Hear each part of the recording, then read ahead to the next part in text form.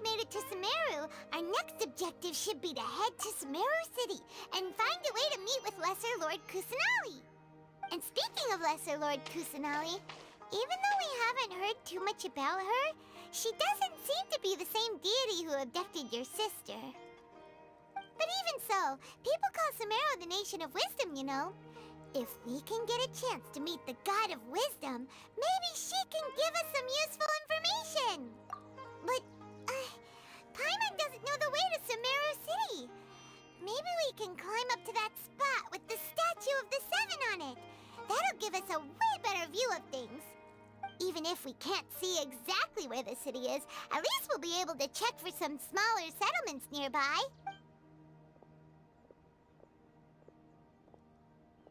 Wait a second. Look! There's someone up ahead! Perfect timing! Now we can just ask for directions rather than wander around like lost adventurers. Hey there! We're not from around here and seem to have gotten a little lost. We'd like to ask for some directions. Huh?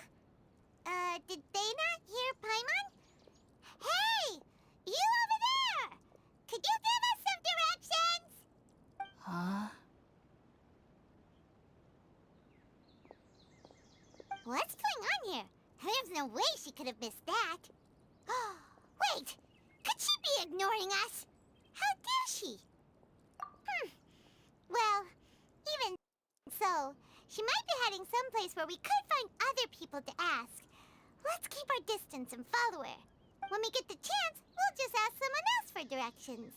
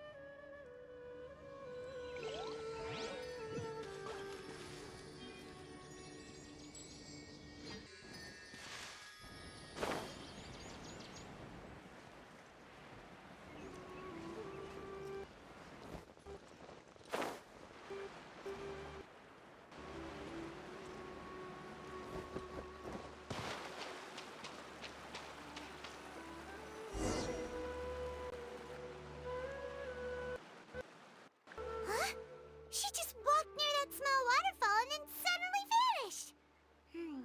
Let's go take a closer look.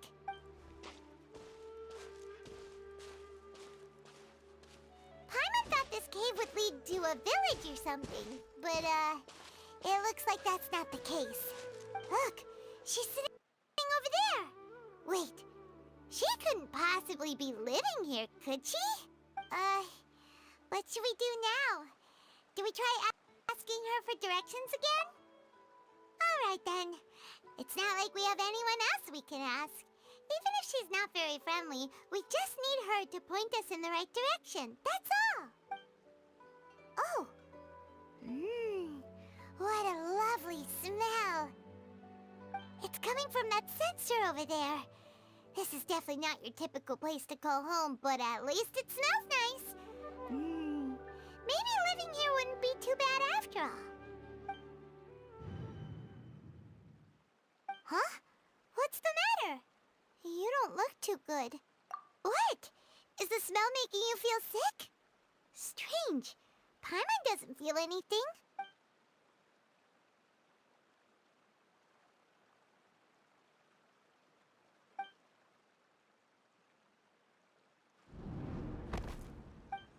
What's happening? Traveler? This is no time for a nap. Oh, come on, wake up.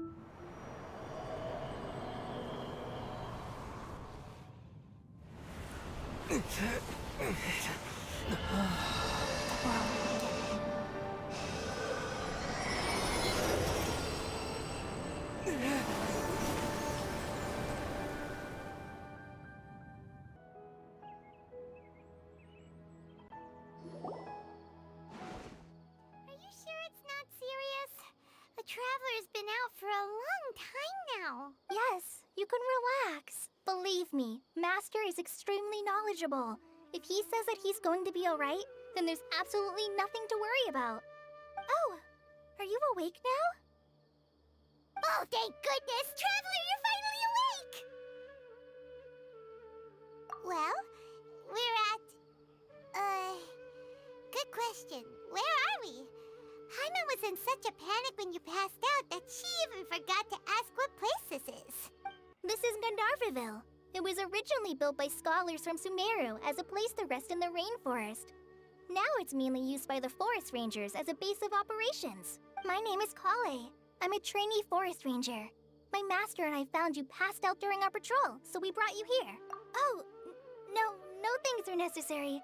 I didn't do anything really. By the way, how are you feeling now? Any discomfort? Oh, that's Master's herbal medicine you're tasting. He gave you some while you were unconscious.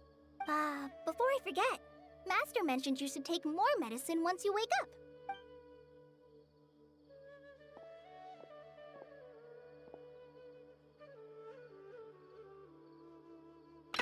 Whoops! Kale, what's the matter? Were you trying to retrieve the medicine? As I've already told you, you must be careful with these. I'll get it for you once I am finished here.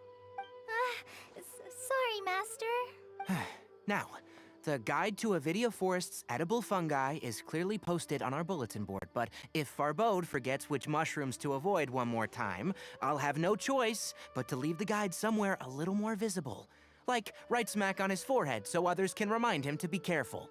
Right? This is the second time he's come down with food poisoning this month. I'll be sure to give him a good talking to. Yes, please do. If on the off chance Farbode simply enjoys having little imaginary fairies dance before his eyes, then we'll just let him be. But the next time he requires any of our medicine, be sure to charge him accordingly.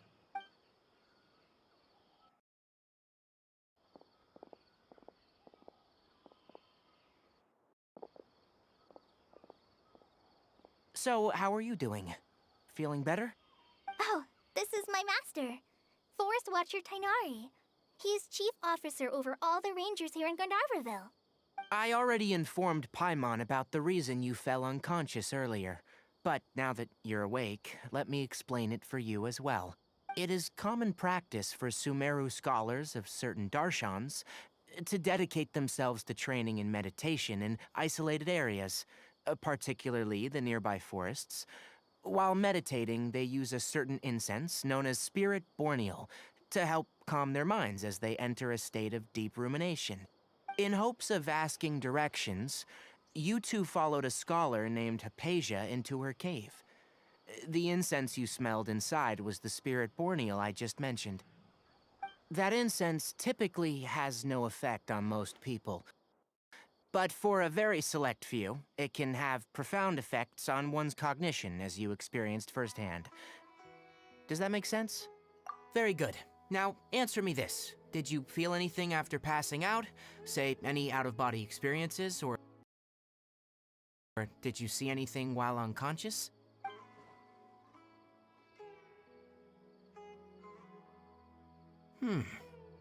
Kale, let the others know to stop bringing their patrol logs here for now. Huh? Why? because these two will be staying here for the next few days. They can have my room, and I'll bunk with Amir. Now get a move on, and be sure to do as I've said. Yes, Master Tainari.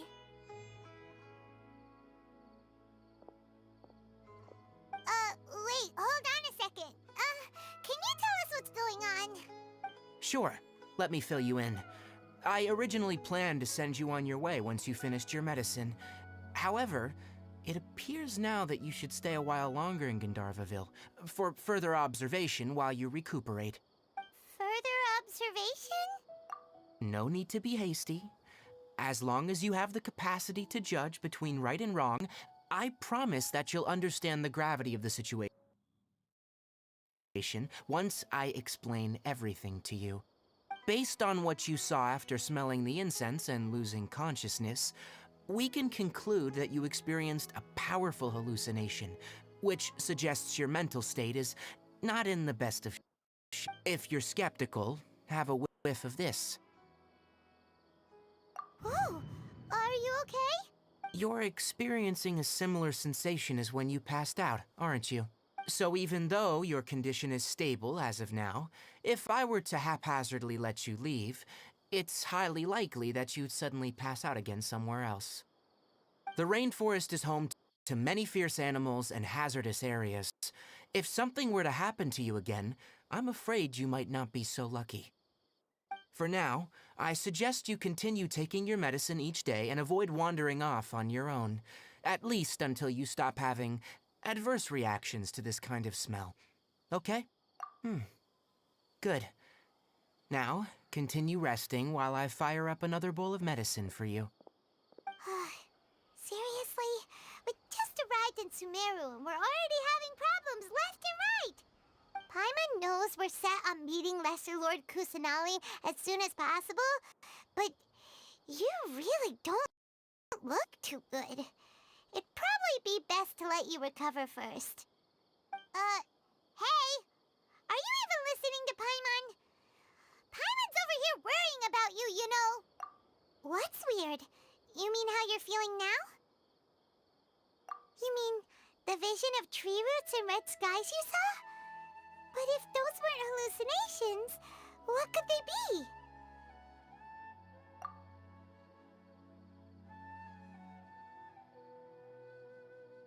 Well, considering how unique you are, Paimon trusts your judgment here.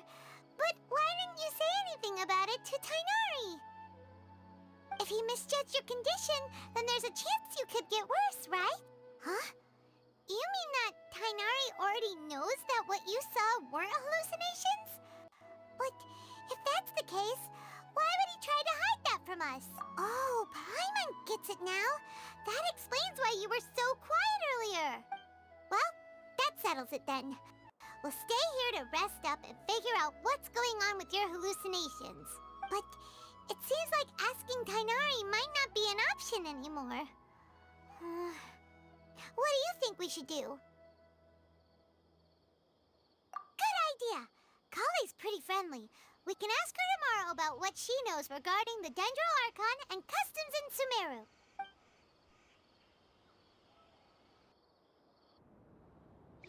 Rise and shine! Come on, it's time to go find Kale!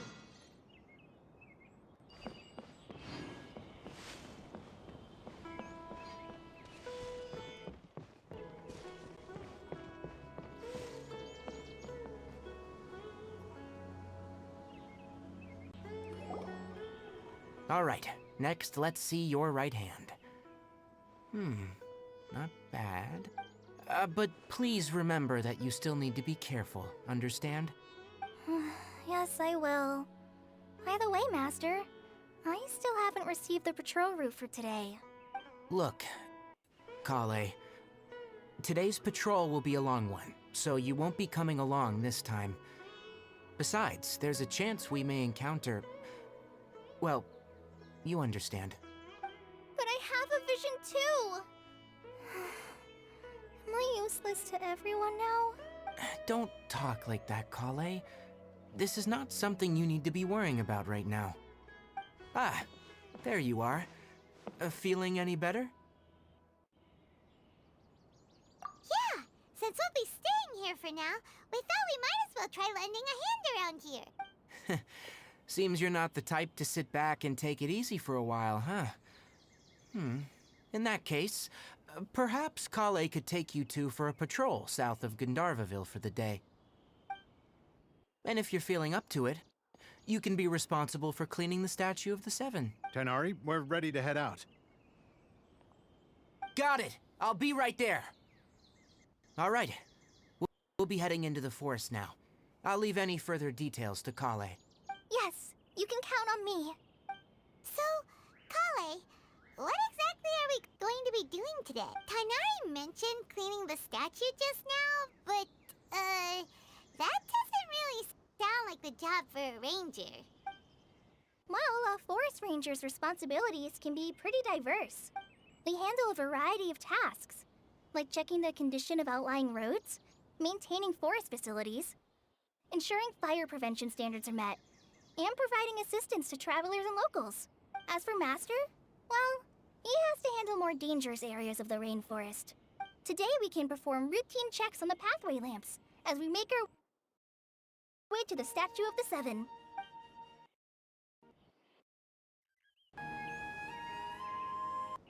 Paimon, traveler, this way! You can leave the task of checking the lamps to me. In the meantime, you two can keep an eye out for anything unusual.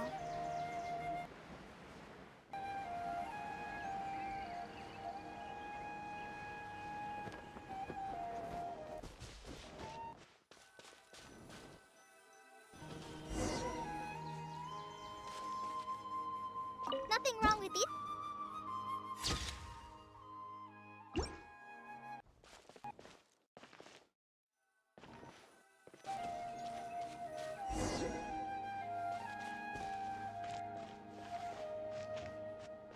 Oh. No problems with this lamp.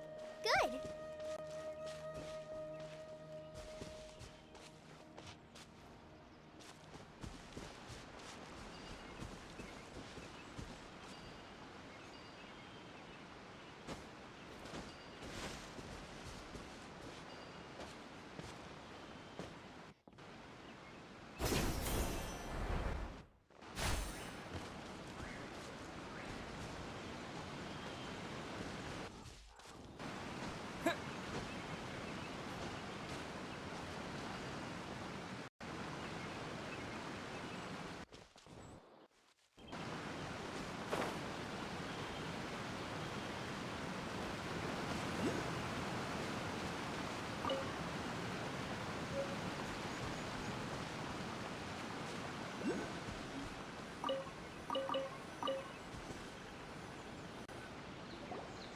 The Statue of the Seven is up on top of that large rock formation. You must have seen it when you came down this road before. It's pretty high up there, isn't it? Don't worry. If you're afraid you can't make it up there, I'm sure Master wouldn't mind if you don't clean the statue. Oh? I guess I'll leave it up to you then. There's not much footing once you reach the statue, so be careful up there. Paimon will fly up with you and help you with those hard-to-reach areas. By the way, Kale, do you know anything about the Dendro Archon? You know, what's she like? That depends. Are you referring to Greater Lord Rukkhadevata or Lesser Lord Kusanali? Huh? Greater Lord Rukkhadevata? Oh, is that the name of the former Dendro Archon? Uh-huh. Greater Lord Rukkhadevata was Sumeru's first Dendro Archon. She created the rainforest as well as the wall of Samiel around the desert. Her works provided a means of peaceful living for everyone. To the people of Sumeru, she's not only a symbol of wisdom, but also of power and kindness. Unfortunately, she disappeared in a great calamity that occurred a few hundred years ago. According to what Master has told me, the sages later found the newly born Dendro Archon and whisked her back to Sumeru. To celebrate the reinstatement of their lost deity, the sages dubbed her Lesser Lord Kusanali and let her reside in the sanctuary of Siristana. Uh-huh. Then what happened? Well, and then... I'm not too sure what happened, to be honest. Huh? You're not too sure? But aren't you from Sumeru? Yeah, I'm from Sumeru. Sumeru. Maybe it's difficult to discuss this topic with strangers. If that's the case, then don't worry, we understand. No, it's not that. I'm not trying to hide something from you. Besides, I don't consider you two strangers. Because you two know Amber, right? Wait, Amber? You mean... Yes, that's her. I once lived in Mondstadt for a while, and she helped me a lot during that time. You could even say that she helped me become a new person. There's no one like Amber. She lives life to the fullest while always adhering to her strong sense of justice. She's ready to answer the call for action at any moment, but is also very understanding of others. She's like the spark that lights the fire in everyone's heart around her. If you ask me, she's a prime example of a true outrider. She's the first person anyone coming to Mondstadt will meet. You can't help but be enthralled by her charm and enthusiasm, causing you to fall in love with the lands of Mondstadt and...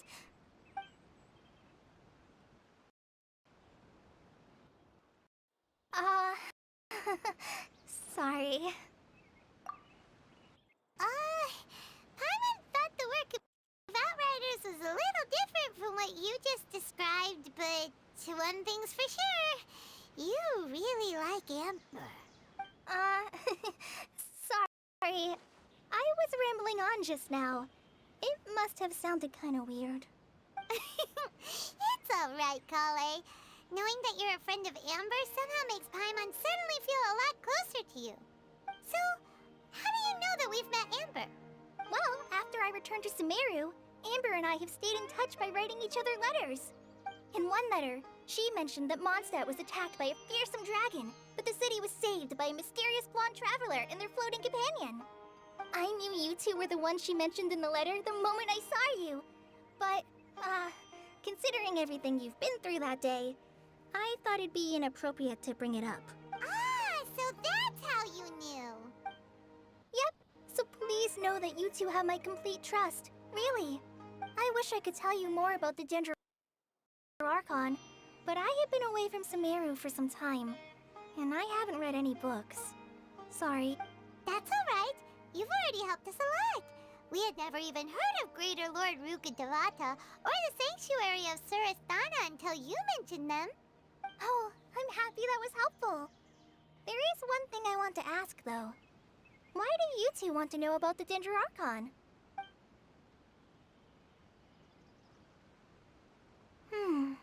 So that's why you're here. Thank you for telling me your story. Don't mention it. We are friends after all, right? Alright, we have a statue to clean. You both have my thanks. While you two were up there cleaning, I'll go ahead and inspect the forest canopy. Let's meet back here shortly.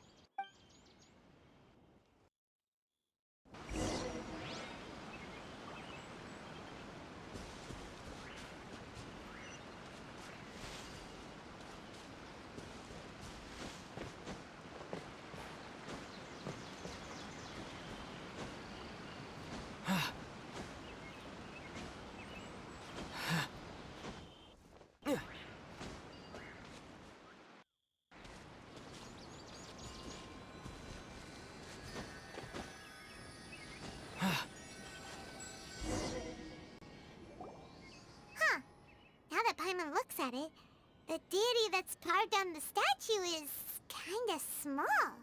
Do you think she's supposed to be Greater Lord Rukkhadevata or Lesser Lord Kusanali? You might be right. The statue does look kinda old. Well, anyway, we'll have to figure that out later. Let's get started on cleaning the statue. Paimon will fly up and take care of the top, and you clean everything below.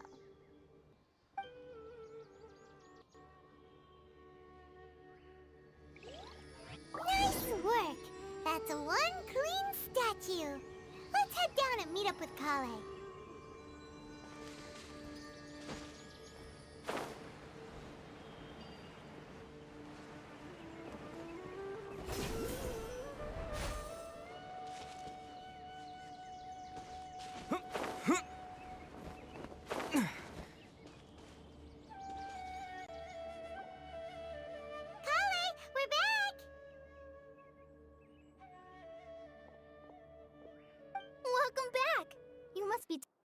after all that climbing.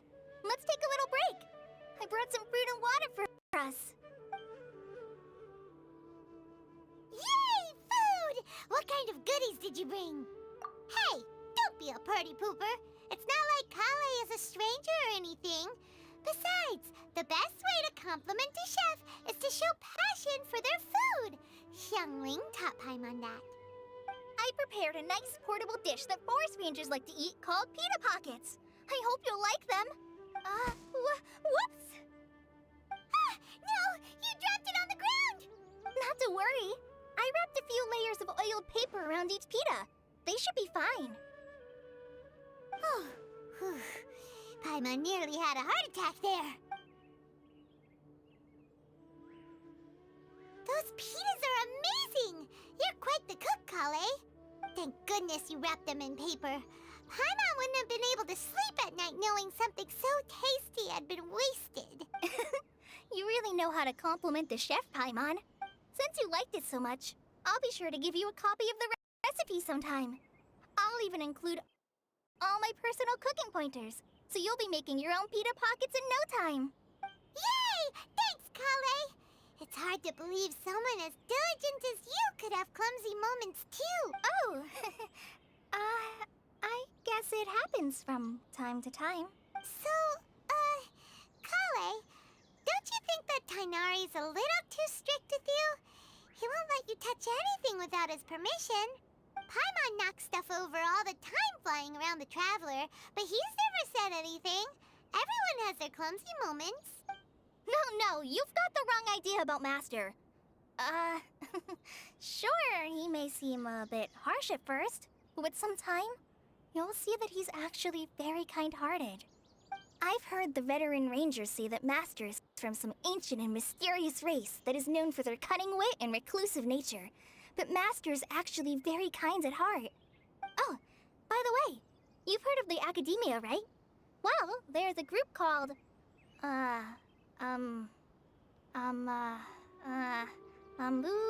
something? Well, anyway, because Master does a lot of research on plants, sages from the Academia have written him many times, inviting him to take up an official position there.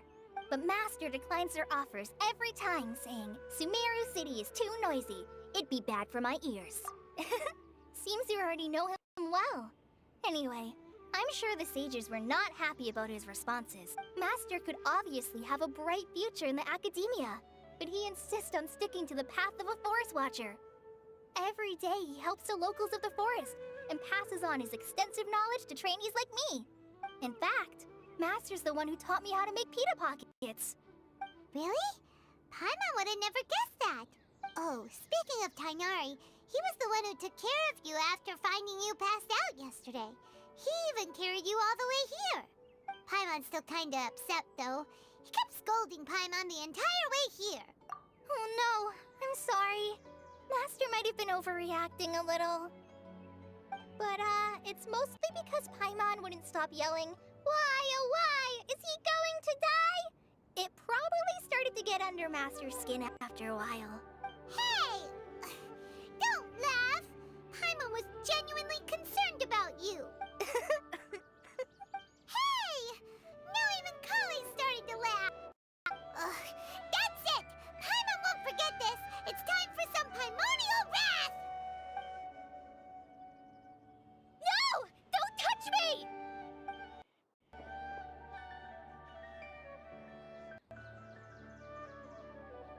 Oh, sorry, Kale. Paimon didn't mean to scare you. No, I just... I didn't mean that. Kale, are you okay? What's the matter? No, I'm fine. I'm sorry. I must have startled you both reacting like that.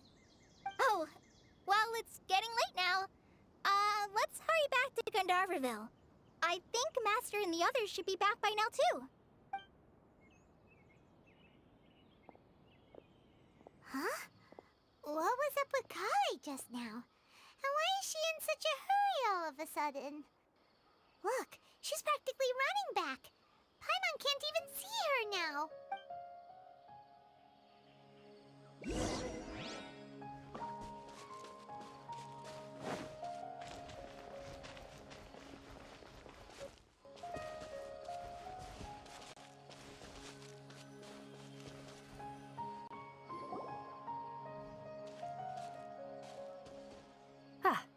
Traveler, you've returned. Yep, we're back. Have you seen Kale by any chance? Oh, Kale? Yes, I saw her go into her room just a moment ago. Oh, okay. Guess we'll just have to wait and talk to her tomorrow then.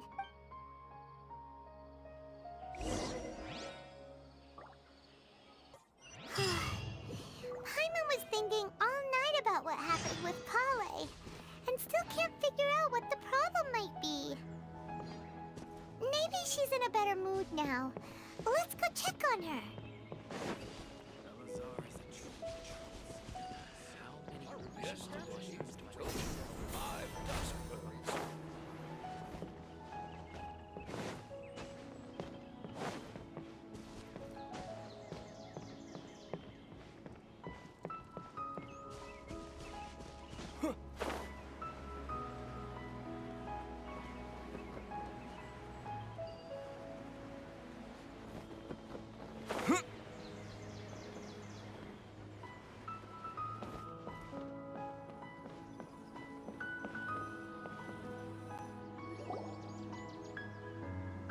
Ah, it's you two.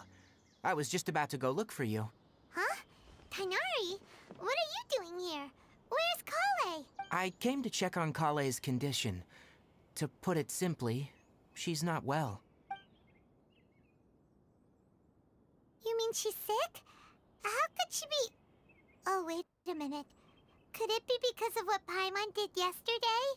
No need to worry. Something as small as you could never harm her. This sickness is something that Kale has been dealing with for some time. Kale has been more excited than usual since you two arrived. A little too much so, to be honest. She hasn't remembered to take care of herself. I suppose it's understandable, though. She hasn't been around anyone she considered a friend for some time now. It must have been refreshing for her to have you two here. So, Tighnari, what's really wrong with Kale? Let's take this conversation elsewhere. Kale just fell asleep after taking her medicine. She needs some peace and quiet.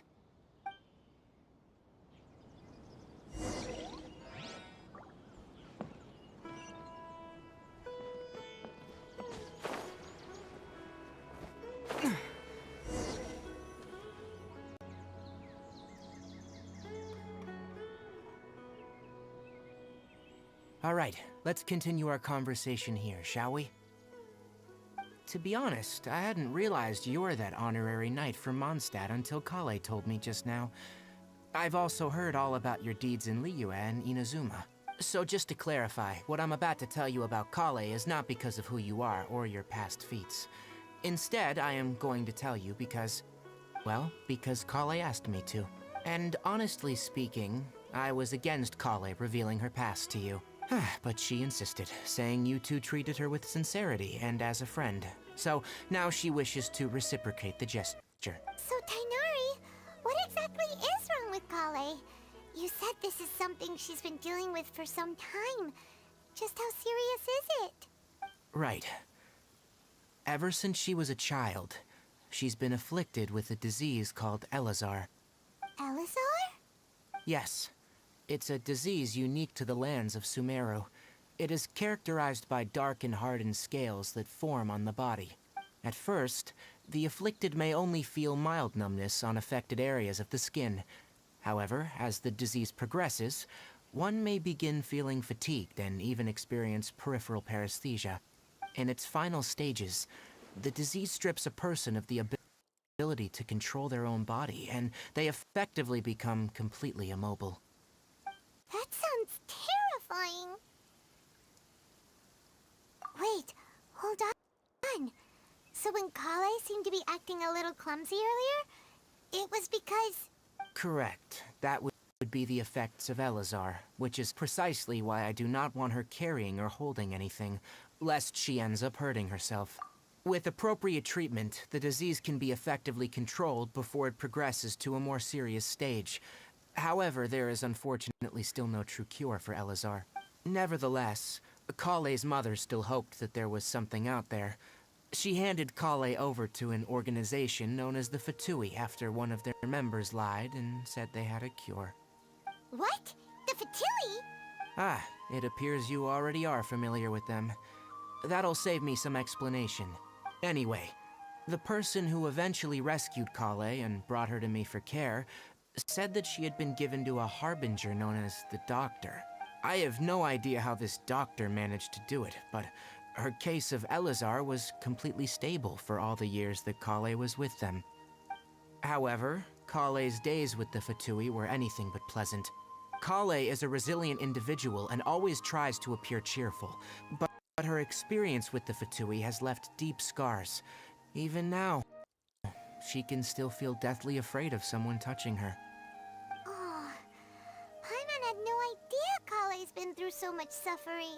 Oh, by the way, Paimon, Kale wanted me to tell you that she's sorry for scaring you yesterday. She also wanted both of you to know that she's sorry for hiding her illness. She doesn't need to apologize. None of this is her fault at all. Well said. I hope you'll get a chance to tell her that in person the next time you see her. Kale once thought that it would be impossible for her to have any real friendships. I trust that you two will never let my trainee experience such emotional pain again. Don't worry, Tainari. We'll take good care of her. Well, it's not too serious at this point.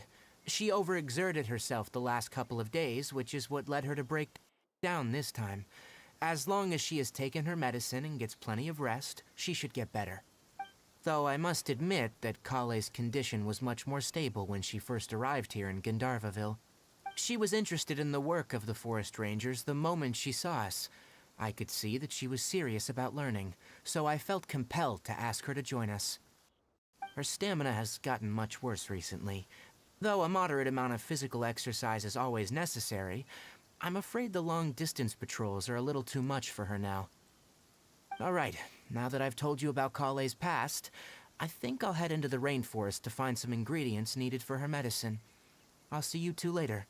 Yeah, we'd like to do something to help Kale too. Alright, but I must warn you two. The rainforest is a dangerous place, especially for someone who's still recovering, like the Traveler. You must follow closely and listen to every instruction. No problemo. Let's go then. We'll be looking for a plant known as the Nilotpala lotus. It's often used to help those afflicted with Elazar recover their energy. Hey, Tainari? Where exactly are we going to find this plant? Nilotpala lotuses can be found all over the rainforest, but it often...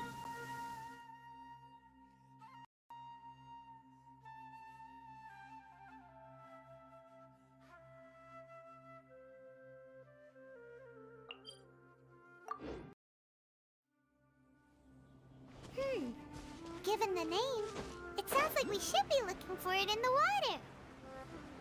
You are correct. The Nilotpala lotus grows in the water.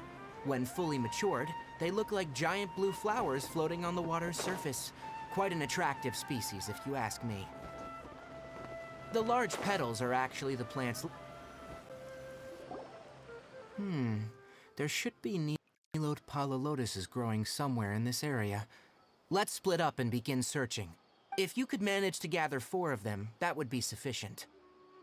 We'll rendezvous here once you've gathered the needed amount.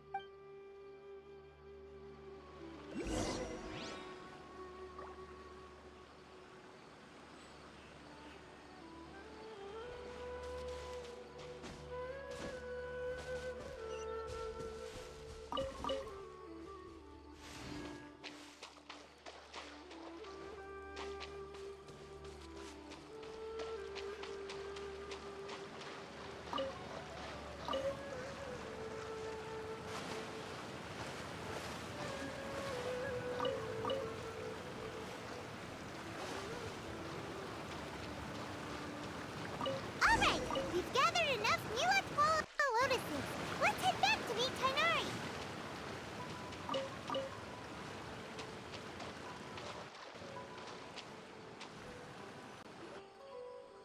Hey, Tainari! We found the lotuses you requested. Let me have a look. Good. Very good. These are all excellent quality. I'm glad you two came along. Your exploration experience helped save me a lot of time here. It seems we even have enough time to stock up on other things I need. Hey, Tainari!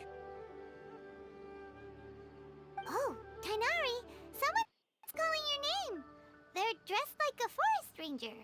Ah, yes, that's Amir and the others. But didn't they just set off not too long ago? What are they doing back so early? Let's go find out what's going on.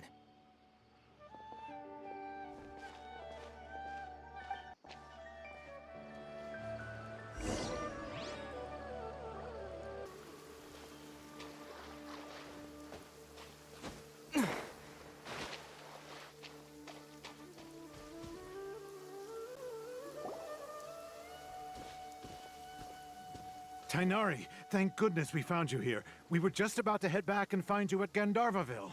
What's going on? We just discovered a withering zone. The withering is back? But the patrol route you were on should have been already cleared just a week ago. It reappeared so quickly. Can you tell me the exact location? It's up ahead, deep in the river valley. It's appeared in a spot that blocks nearly the entire narrow part of the valley area, so we decided to come find you as quickly as possible. And the radius of the contamination? Sorry, I couldn't get a clear enough view to tell. No one in our patrol team had a vision, and it appeared to still be spreading. So we didn't risk getting any closer. Okay, I understand. You made the right decision. I'll go deal with it right away. In the meantime, please guide these two back to Gandharvaville. Wait, Tighnari, why don't you let us help you? You two have only just arrived in Sumeru. You're still unfamiliar with many things in these lands. There's a unique type of anomaly that occurs in the Sumeru rainforest. It's called the withering. The affected areas not only cause nearby vegetation to wither, but it's also lethal to wildlife and even people. If you don't carry a vision, then you should think twice before approaching such places. Yes, Amir is absolutely right. I wasn't kidding when I said the rainforest is a dangerous place. As Amir said, only someone with a vision, that is, the power to manipulate elements, will be able to resist the withering's corrosive effects for a time. That's right. If any of the forest rangers without a vision come across a withering zone, we first make a record of the location and then have a ranger with the proper abilities deal with it, like Tighnari here. Only someone with a vision can venture within a withering zone and find a way to deal with it. But you don't seem to carry a vision. Don't worry, he may not have a vision, but he's a real pro at using the power of the elements. Seems the rumors about you were true then. In that case, all right, you two may accompany me. We typically only teach visitors how to identify the withering as they're about to leave Gandharvaville. We'll make an exception today and show you what it looks like up close.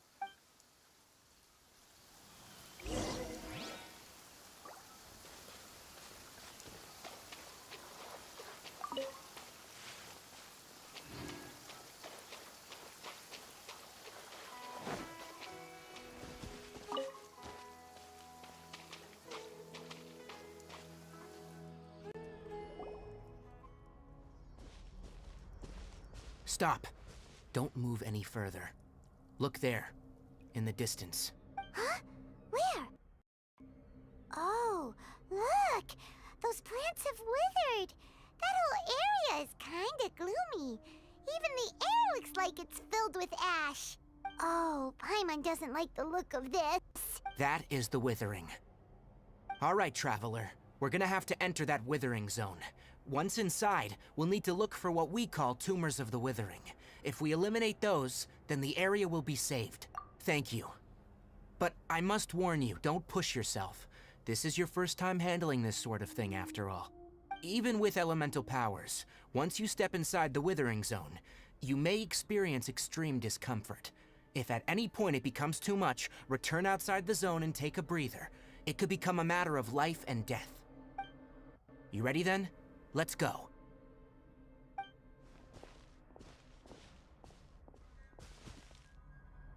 First, we must locate any branches sustaining the withering zone.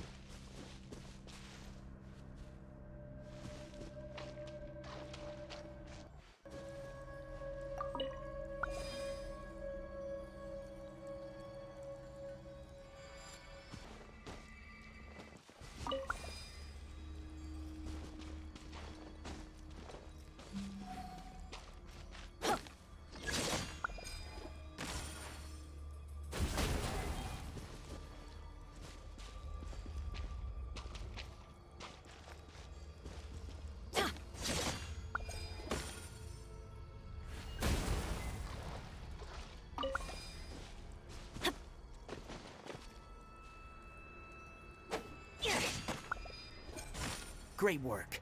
Now that all the branches have been cleared, we'll need to take care of the tumor.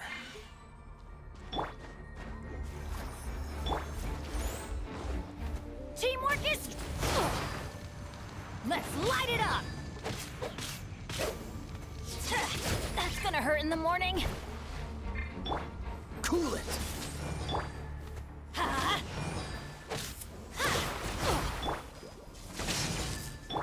Let's light it up! Now! Destroy the tumor of the withering!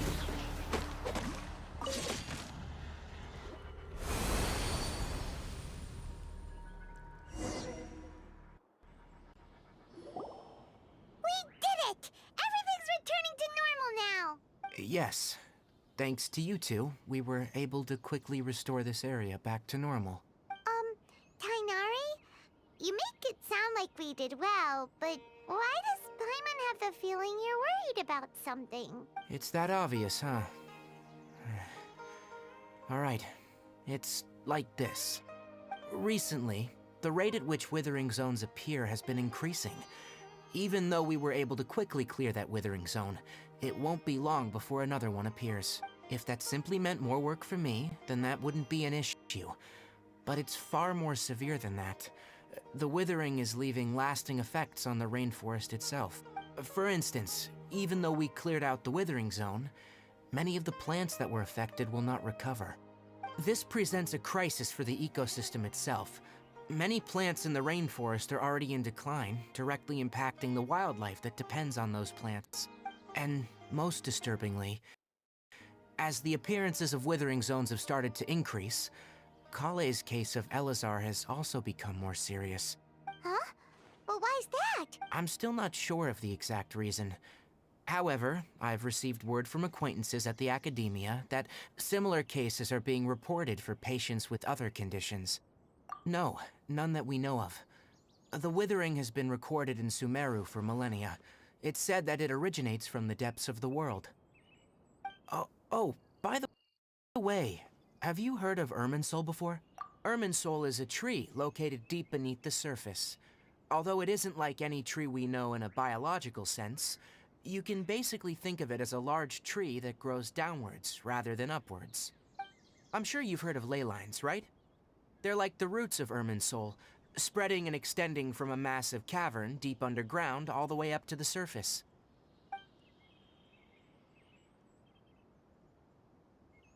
Ley lines continually absorb the memories of this world, which are then funneled into Irminsul, allowing it to collect knowledge and wisdom from ancient times to present day. The Dendro Archon is known as the god of wisdom because her consciousness is directly connected to it. It is also said that the Dendro Archon's power is a manifestation of Irminsul. And as for the withering, its emergence is related to a disease that's affecting it. That's right. My ancestors learned of this from Greater Lord Rukkhadevata's familiars a long time ago, but even those mysterious creatures did not know of a cure for Irminsul. I'm afraid we Rangers will be battling the withering zones here for a long time. Until a cure is found. Alright, that's enough on this topic for the time being. Now that we've taken care of things here, it's time for us to head back to Gandharvaville.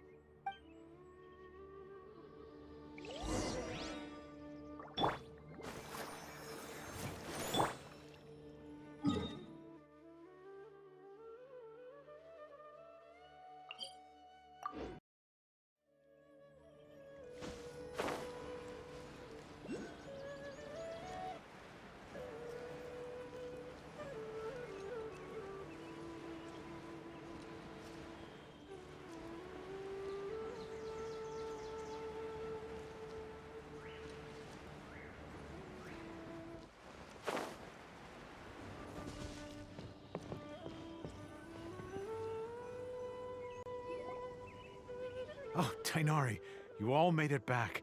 How did it go? The withering zone you reported has been taken care of. No need to worry. Huh? Wait, is that? Oh no, Hypatia!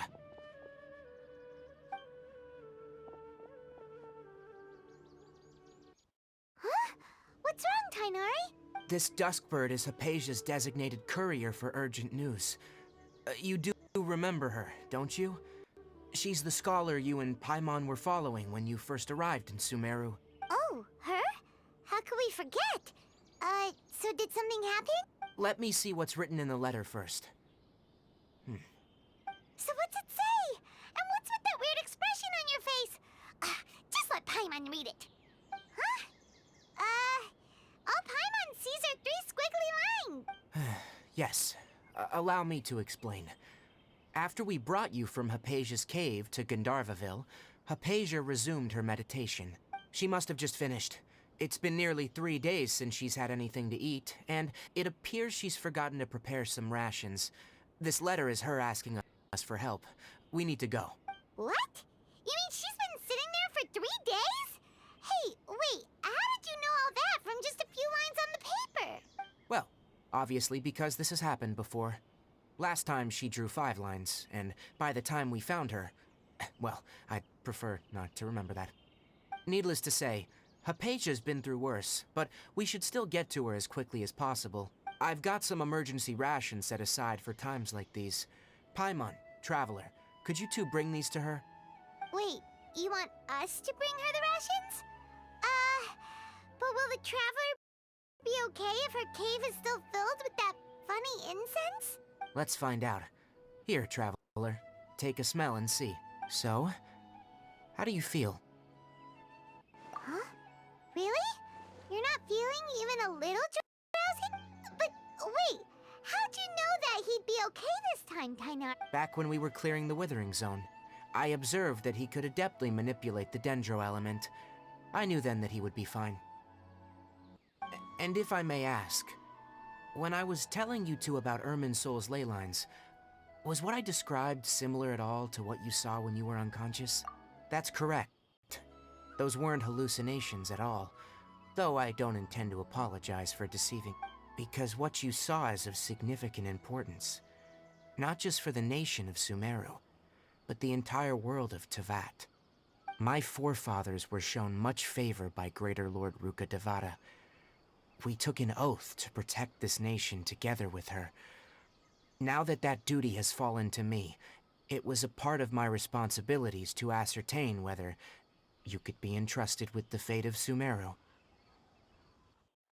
Now, after seeing you in action with my own eyes, you have earned my confidence, and I no longer feel the need to hide any secrets from you. When you passed out, your consciousness had connected directly with Irminsul. What you witnessed were actually real memories contained within Irminsul itself. I could try to tell you more, but it would be better if you went to ask Hypatia instead. Her focus on meditation and use of Spirit Borneal are aimed at establishing a connection with Irminsul, just as you did. That sounds nice and all, but will she really help us?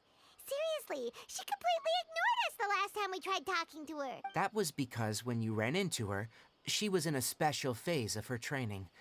During that time, she must avoid communicating with others. Please, wait here for a moment.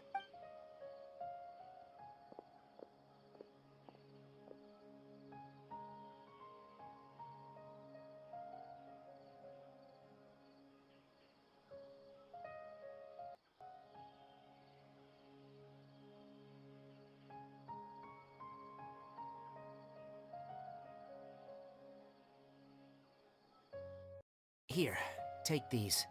It's a meal I packed for Hypatia, as well as some other ingredients. I'm sure it'll come in handy. Also, here's a letter that I would like you to give to her. Just show it to her, and she'll answer any questions you may have. No, I should be the one thanking you. You've both been a great help these last few days.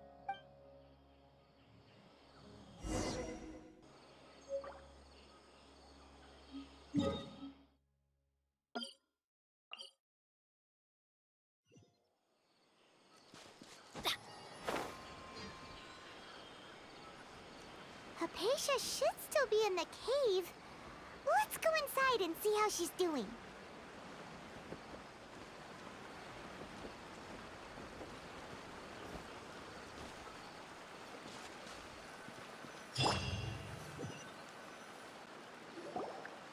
Hello?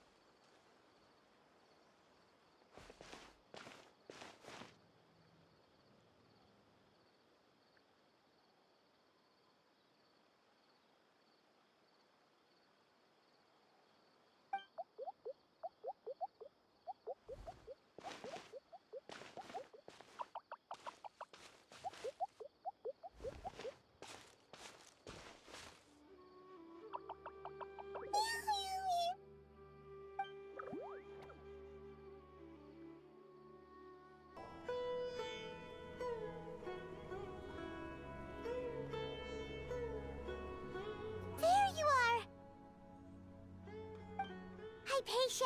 Are you alright? So hungry. Eat water. There's no way we can get her to eat in her current condition.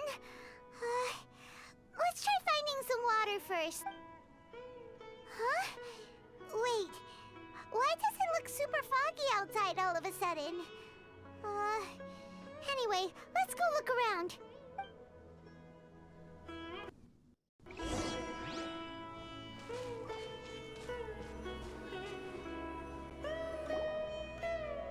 Huh?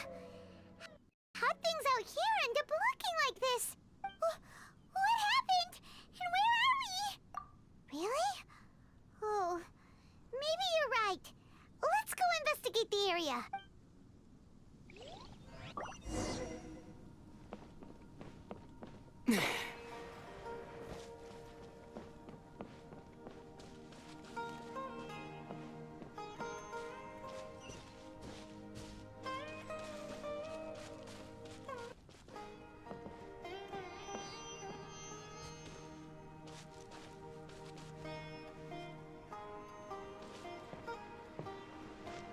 Wow, this place is huge!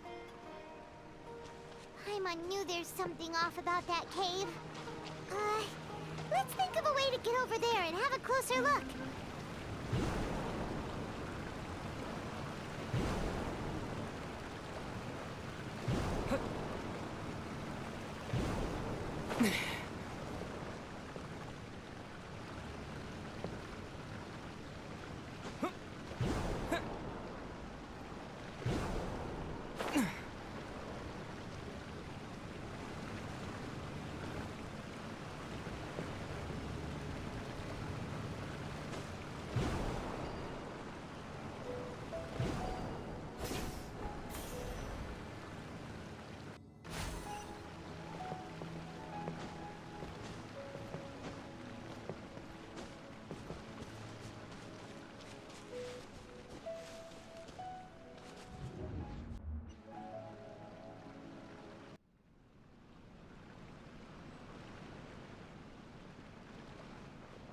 Huh? What happened just now? Why'd everything around us suddenly change?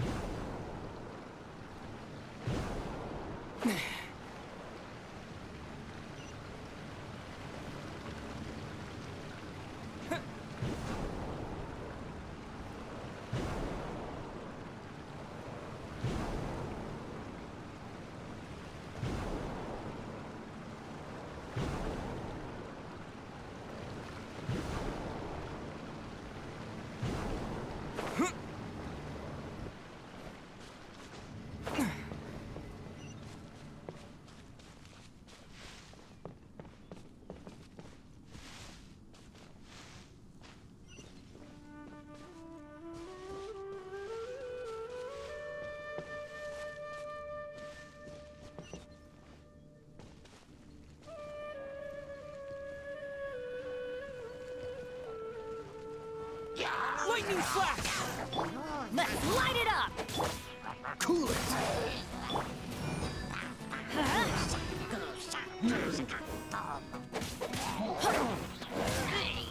Dodge this! Let's dance. Free!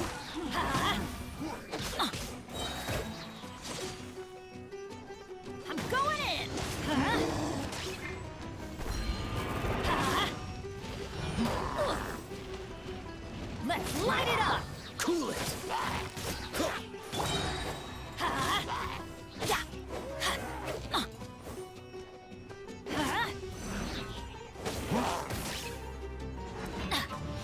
That's gonna hurt in the morning. Let's light it up! Here! Dodge this!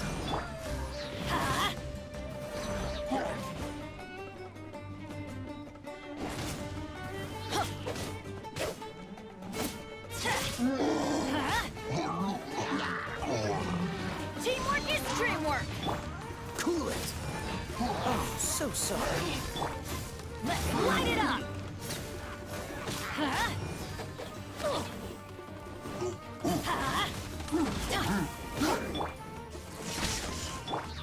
Let's light it up! Everybody stand back!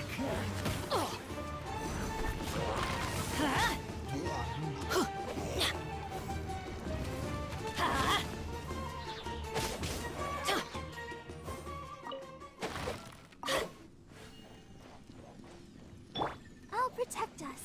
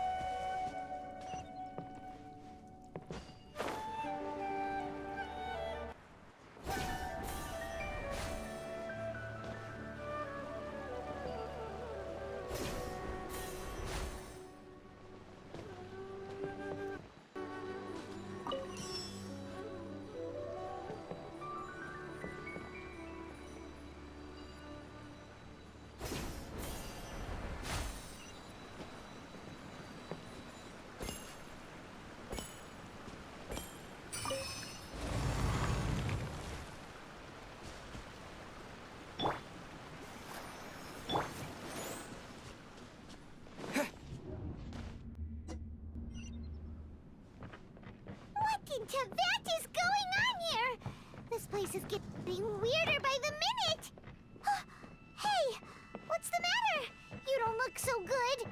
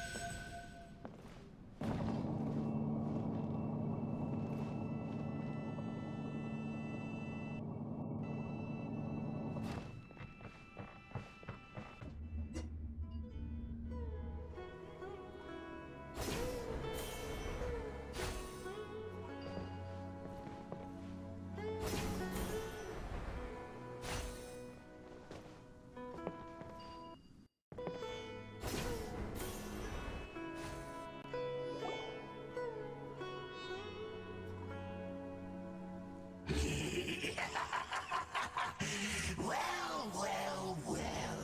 Looks like we meet again, traveler. The Abyss Herald! What are you planning to do in this strange place? Strange place. Plotting.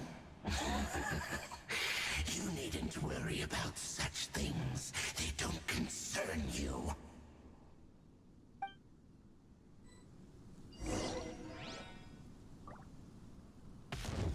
Bow before the abyss! Bellowing thunder! Take this!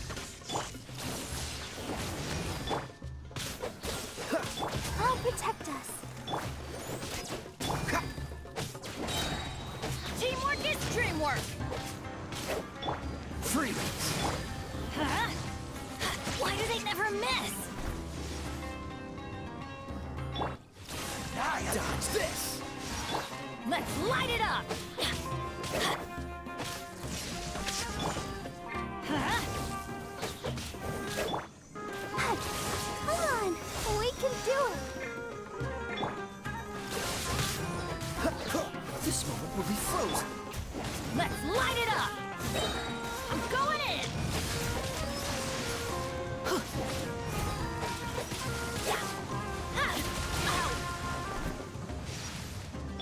Here! Cool it! Let's dance! Let's light it up! Freeze! Huh? Yeah! Huh? Why can't we beat this guy? Oh, Paimon doesn't get it! We faced others like him before! What's wrong this time? Traveler, though you may have managed to avert countless crises before, your good fortune was bound to end sooner or later. It's time you realize how weak and powerless you really are. Your sister. Oh, pitiful traveler. Are you really so ignorant? Or are you just living in complete denial? Her Highness has long since forsaken you. Your meager existence in her eyes is that of an annoying bug, only to be stepped upon. The bonds of love and family which drive you to find your sibling are utterly gone. Your journey is meaningless. But don't you fret now. Today will be your last. Now die!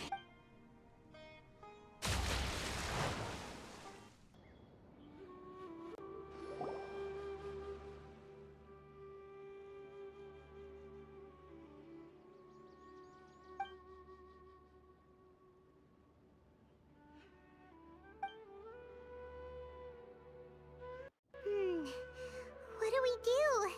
We haven't seen Hypatia anywhere out here. Oh, there she is! Quick, let's see how she's doing. So sweet. Well, the good news is that she's still conscious. Hey, why'd you drop her food on the floor like that? Are you okay? That's really not like you. Anyways, we can talk about this later. We better make sure she's all right first.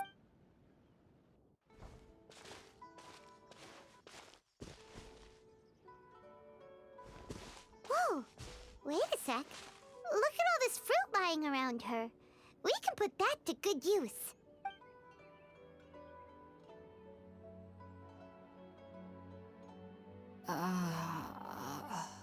Who is there? Tainari, is that you?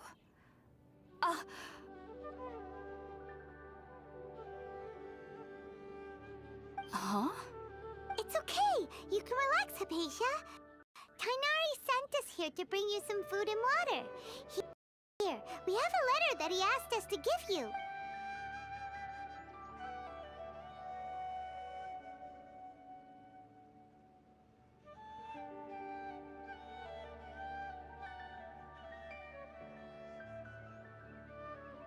I see. So, you're friends of Tainari. I apologize for all the trouble I've caused you. I'm grateful that you came so quickly to save me. You even brought all this fruit. Well, actually, we didn't bring the fruit. It was already here when we arrived. We were kind of wondering about that, actually. When we found you here, there was all this fruit lying around and even some juice dripping from your lips. How did you end up like this anyway? Oh, really? I seem to understand now. All the fruit was likely from my, neighbor. Must have come by and saw me like this. Your neighbor? You mean there's someone else living nearby? Oh? So you're able to see them too?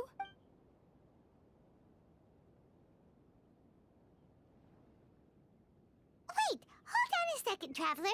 You say that before we arrived, you saw some mysterious creature and suddenly had a strange dream? Isn't that a little too crazy to believe? No, I actually do believe what the traveler is saying. I myself had a similar experience once before and ended up scaring my timid little neighbor here. You needn't worry. They mean you no harm. They only dragged you into the dream because they hoped to buy themselves a little time in order to scurry away. So, Hypatia, just what kind of creature is your neighbor exactly? I'm not sure what it's called, to be honest. But I do know that they have some sort of deeper connection with the Dendro Archon. I know this because the first time I saw them was also the exact day my consciousness was able to form a connection with Irminsul. Even after I opened my eyes and stopped meditating, my heart was still pounding, and my mind was racing with all the knowledge that I had touched. And at that very moment, I suddenly noticed a small figure at the opening of the cave. In my curiosity, I began to walk over to the creature. They must have already been used to me living in the cave, because they didn't seem to mind me approaching them. They just kept doing whatever they were up to. It wasn't until I crouched down next to them that they suddenly realized that I could see them. Oh! And then? And then I had a dream. By the time I came to, they were nowhere to be seen. I was convinced they'd never show up again. But sure enough, I saw them nearby a few days later. And they weren't alone. I feel like they aren't as afraid of me as the first time I approached them. But I never would have expected them to save me. Yes, no doubt about that. By the way, Tighnari mentioned in his letter that you had questions for me regarding Irminsul. Sorry about that. Sounds like just drinking juice still isn't quite enough for my stomach. Well, if somebody hadn't dropped the food earlier... Anyway, looks like we'll need to prepare something ourselves. Besides, Paimon's getting hungry too. Let's eat first and talk about Irminsul later. All right, we're up, Traveler. Today's menu will feature sweet madame and a radish veggie soup. You'll love them, Hypatia. They're our specialties after all. Sounds good. I've never tried any dishes from other nations before. I certainly look forward to it. It's been so long since I've had a decent meal, too. To be honest, the last time had to be when Tighnari came to visit.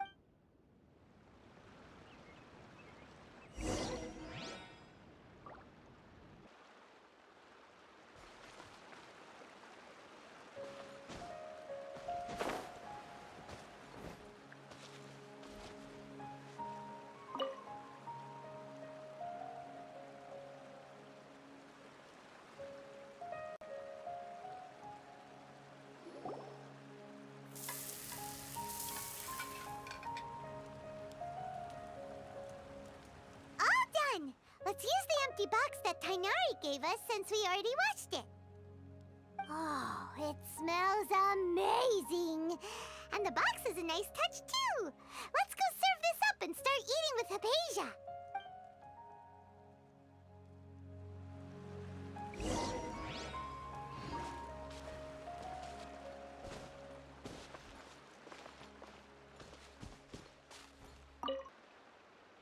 Are you already finished cooking? Smells delectable. I'm truly thankful whenever I can enjoy a proper meal like this. Cooking really isn't my forte.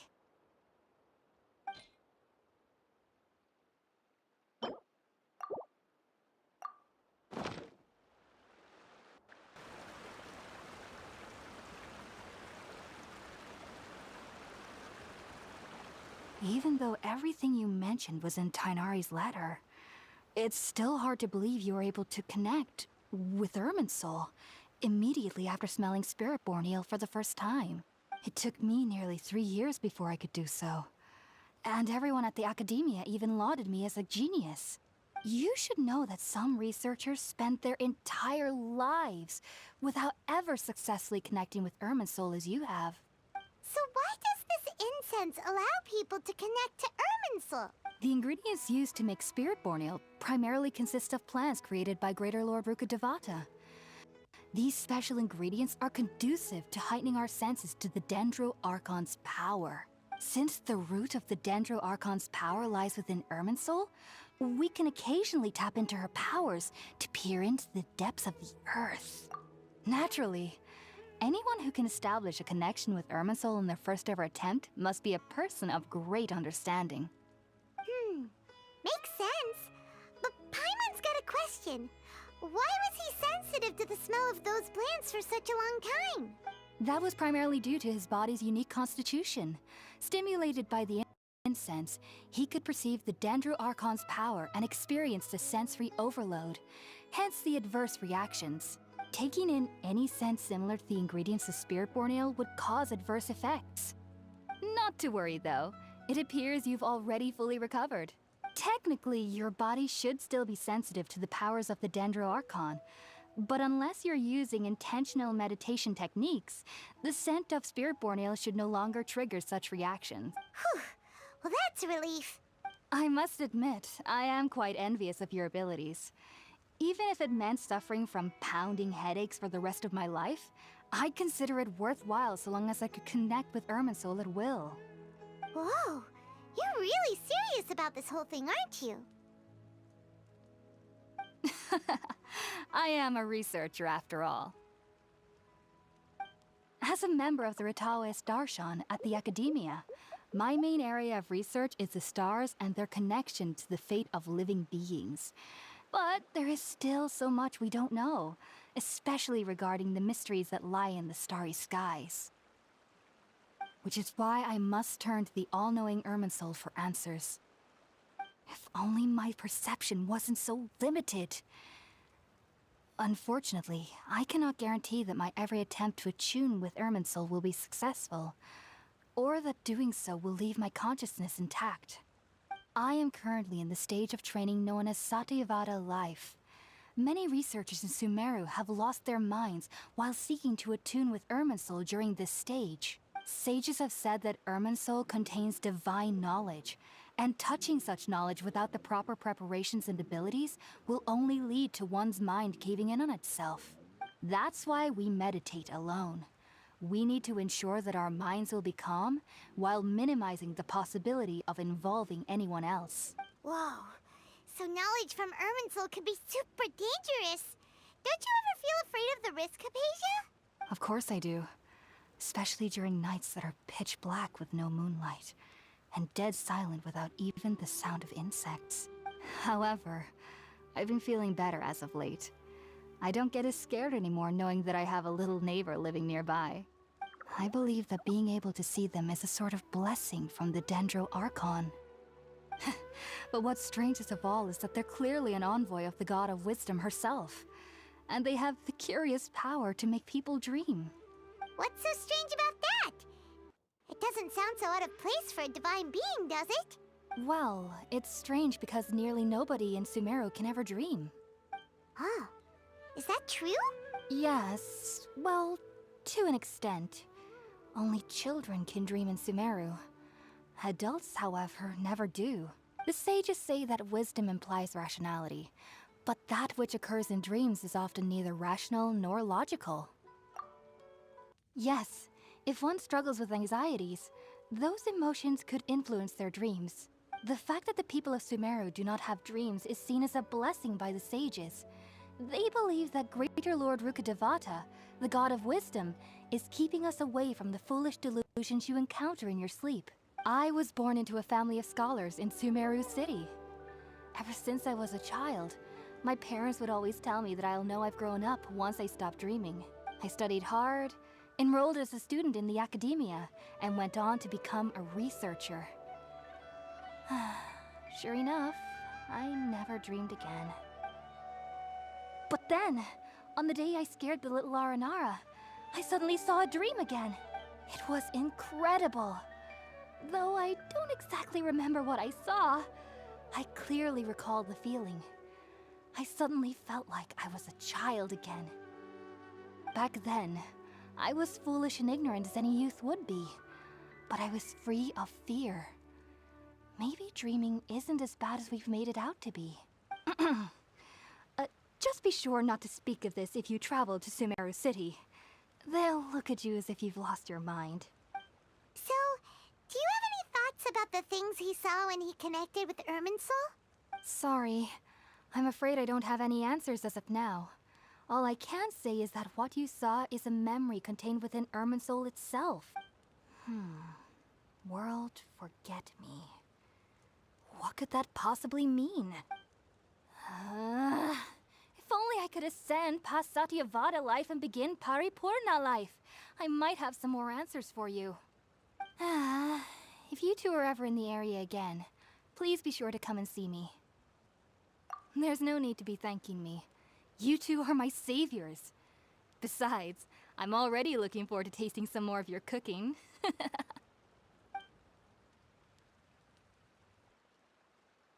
that we know Hypatia is alright and had the chance to ask her some questions, Paimon thinks it's about time to head back to Gandharvaville.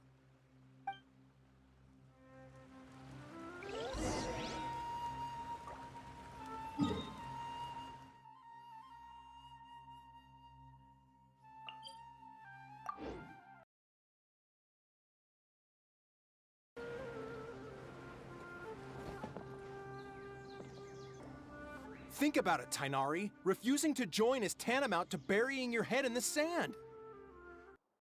I understand that you're a forest watcher and that it's your duty to combat the effects of withering zones.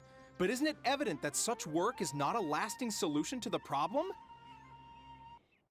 As Sage Kage clearly stated, your presence and guidance in Sumeru City is pivotal in finding a cure for Irminsul. How could you possibly refuse? Keep your emotions in check, Gulam. Let's at least listen to Tainari's reason for declining. We're here to invite him to the Academia, not to cause a scene. Sage Kage, I am truly honored that you came here in person, but I'm afraid I must still decline your invitation. I am merely a forest watcher. How could the great minds of the Haravatat have any need of someone like me? Well, it turns out that your refusal letter had some implications on your master's reputation. He is a renowned sage of the Immorta, after all. So now I've come here in his stead. I see. Well, I figured that given his temper, he would come here and berate me personally. Tainari, your master is an integral part of this effort. And now he requires your assistance. And what exactly does my master need of me, Sage Kage? You'll know once you've arrived in Sumeru City, that is. And, how long will I be required to stay? There's no definite answer as of now. Do you mean to tell me that, despite coming all the way here to Gandharvaville, you still can't answer the questions I laid out in the letter to my master? If that's the case, then I'm afraid I cannot give you a definite answer either. Tainari, but you... So be it. Come, Gulam, we're leaving.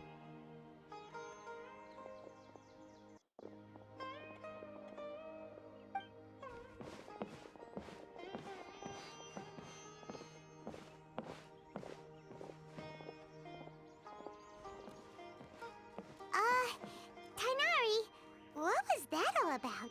It's nothing. Some people from the Academia wanted me to go to Sumeru City to assist them with a project, but I had to refuse on account of all my responsibilities here. But all that can wait. How did things go with Hypatia? It was quite the eventful trip, but the main thing is that she's safe and sound. She answered a bunch of questions for us, too. Very good. Now that the Traveler has made a full recovery, there shouldn't be any reason for you to tarry here longer. I assume you will be heading to Sumeru City, correct?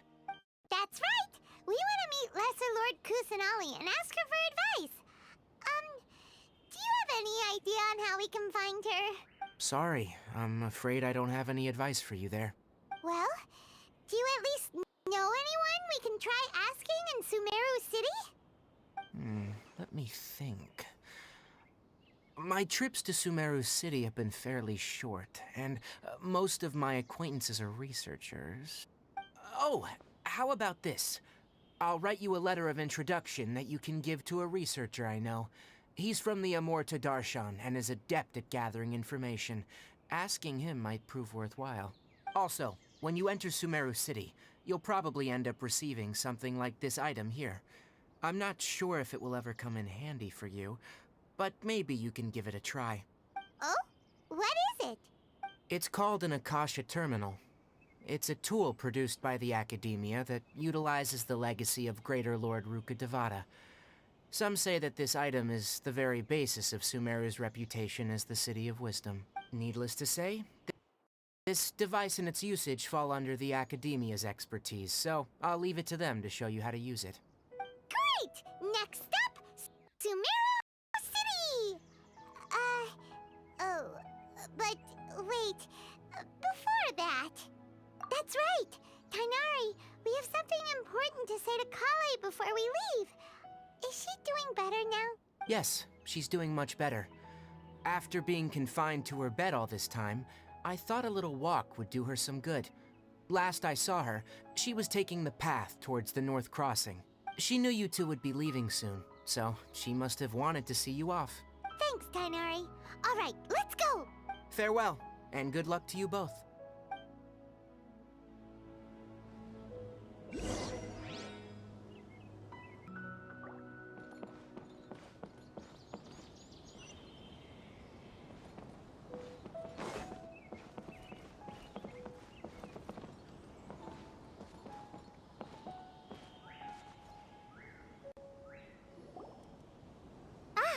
I've been waiting for you two.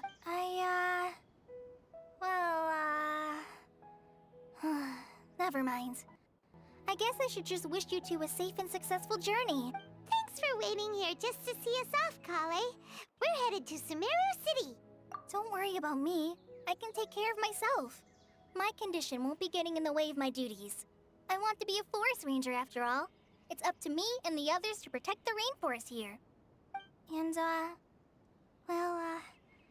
I'm sorry.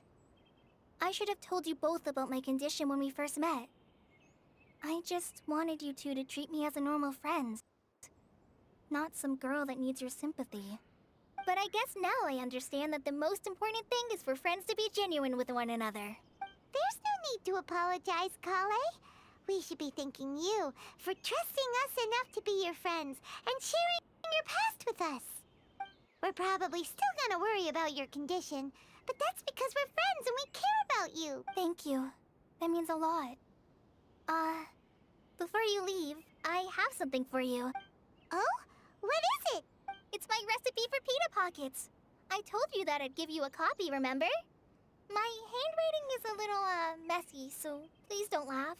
Yay! Thanks, Kale. Now we can eat those scrumptious little pitas whenever and wherever we like. I hope that whenever you eat them, you'll both remember your time here in Gandharvaville. Well then, I, trainee Forest Ranger Kale, bid you both farewell. Please visit Gandharvaville again. The Rangers will always be ready to assist you here.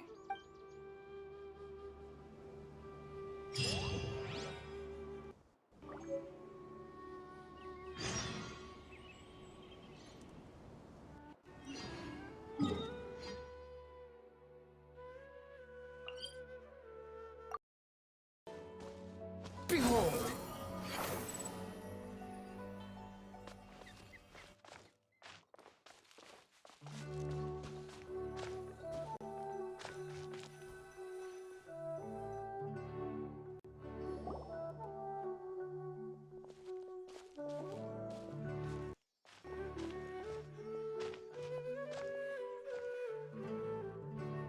Sumeru City! We finally made it. Oh, did you see that? When those people entered the city, something on their heads lit up. One moment, please, you two. It appears this is your first time visiting Sumeru City. Oh, yeah, that's right. But how did you know that? Because there's currently no information on either of you in the Akasha. But no need to worry, that won't prevent you from entering the city. In fact, the Academia conveniently provides each traveler to Sumeru City with a device. Perhaps you too have heard of the Akasha before. It's our beloved Greater Lord Rukkhadevata's lasting legacy, a treasure trove of collected knowledge. After centuries of tireless research on the Akasha, the Academia created one of its most ingenious inventions, the Akasha Terminal. As long as you are within Sumeru's borders, you may use an Akasha terminal to connect directly to the Akasha and access any knowledge you need. I should mention that due to technical limitations, the operation of Akasha terminals will be much smoother and more effective in large cities such as Sumeru City and Port Ormos. Oh, so this is the thing that Tainari was telling us about. It sounds pretty amazing. You two are quite fortunate. Until recently, it was standard practice to only issue Akasha terminals to outlanders who spent an extended amount of time in Sumeru. However, this policy was recently changed, and now all travelers are issued one upon arrival. Here are your Akasha terminals. Please handle them with care. It kind of looks like a leaf. To activate it, simply hold it in your hand and say the following phrase to yourself. May the mighty God bless us with their voice of wisdom. Oh, says this little doodad lets you access knowledge. Maybe we can use it to find a way to meet Lesser Lord Kusanali. Let's give it a... May the mighty God bless us with their voice of wisdom.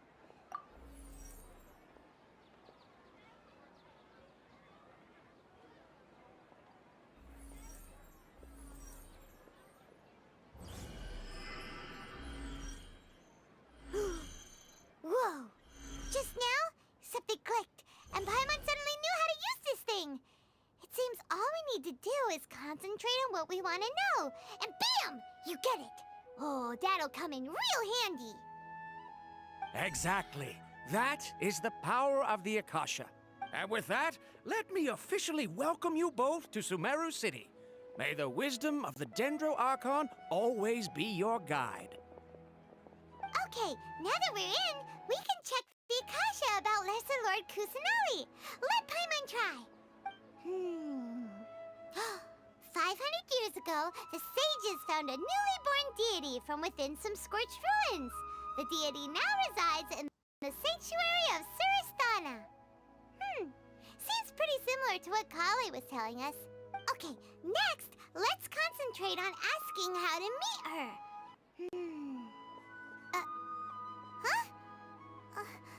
Paimon doesn't sense anything.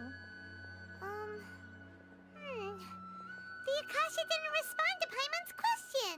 Oh, come on!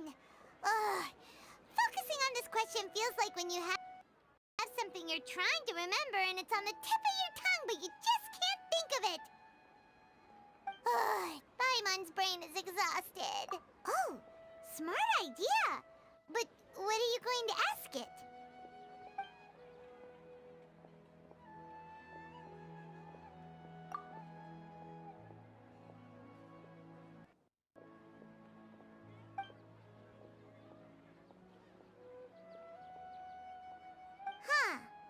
Could it be because we're Outlanders and we've only just arrived in Sumeru?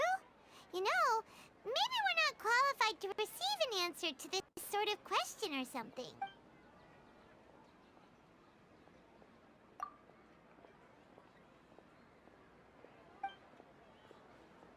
Uh-oh.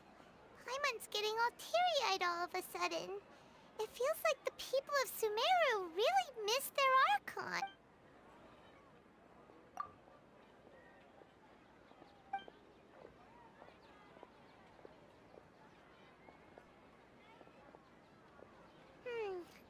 You too? Well, glad it's not just Paimon. Well, seems no matter which way we try, we can't find anything that'll lead us to Lesser Lord Kusanali. Guess our only choice now is to try meeting with the researcher that Tainari recommended. He's from Sumeru and even has a position in the Academia. Maybe he'll be able to access more info from the Akasha. Let's see.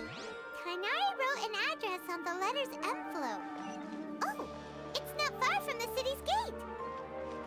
Let's head over and have a look. Hope. Hello, are you Rohawi? Yes, that's me. Can I help you? Great! You see, Kainari sent us here and... What? Tainari?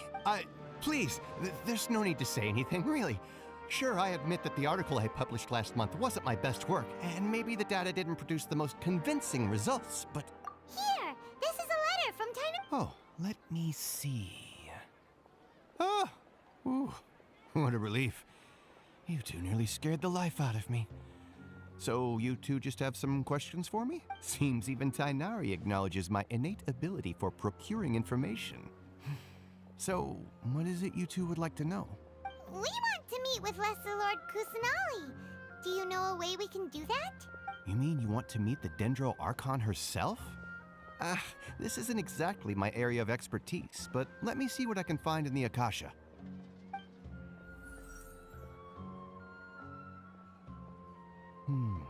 Sorry, the Akasha didn't respond to my query. What? You too? But what about your abilities for getting information and all that? Paimon was sure you'd be able to access more info than we did. Well, as I said, this isn't my area of expertise. I am but a lowly researcher, so the Akasha doesn't see a need for me to know more about the Dendro Archon. All I know is that ever since Lesser Lord Kusanali returned to Sumeru, she's never left the Sanctuary of Sorasthana or made a public appearance. Huh. Didn't expect her to be such a mysterious figure.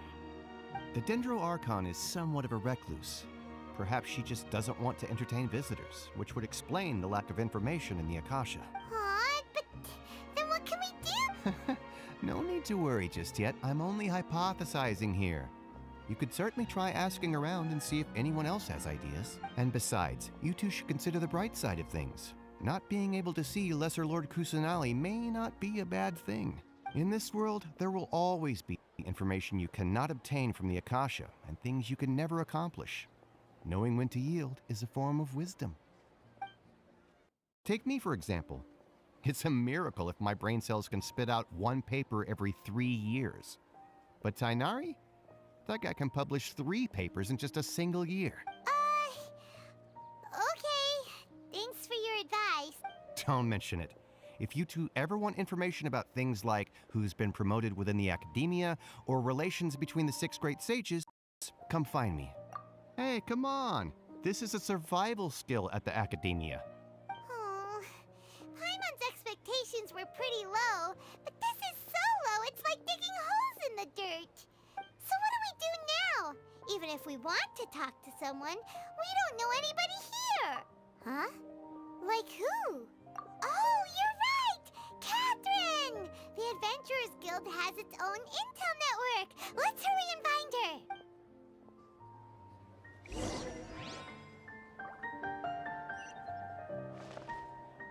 Squall and fury, upon the gale.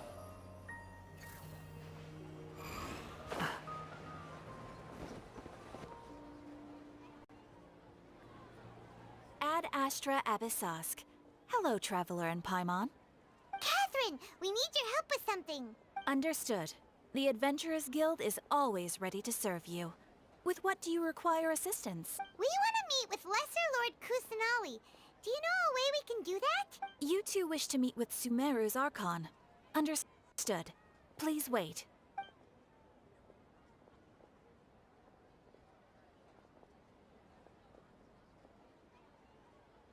I apologize, but I am unable to call up any relevant information in the Akasha. I'm also unable to locate any pertinent information in my personal memory. Aww, another dead end. Well, if Catherine can't help us, then we really don't know anyone else to ask now. Please do not worry. I may know of someone who can help you two. In Sumeru, the Adventurers Guild does not serve as the vanguard of information. Rather, there are numerous active mercenary groups collectively known as the Eremites. They take on various contracts and work all across Sumeru, so they naturally accrue intelligence. An Eremite brigade called the Corps of 30 is in charge of Sumeru City's defenses. Not only are they the oldest brigade, but they are responsible for managing and coordinating the affairs of all other mercenary brigades. Corps of 30? What a weird name. Supposedly, they are named as such because their ranks numbered 30 at their inception. Asfand, an advisor with the Corps of 30, maintains good relations with the Adventurers Guild. Though he's already retired, he and his words carry great weight within mercenary circles. If you'd like to get in contact with him, you can find him at the Corps of 30's headquarters, the Citadel of Rexar. You're welcome. I wish you two the best of luck. We look forward to your exploits in Sumeru. Alright, off to the Citadel of Rexar we go!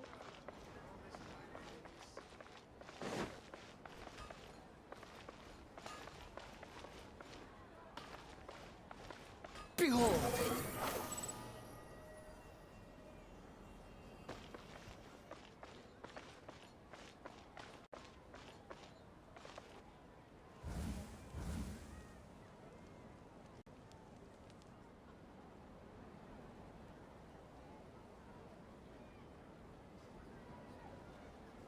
Welcome. The Adventurers Guild told me to expect you two. It's nice to meet you, Asfand. We'd like to ask you about something.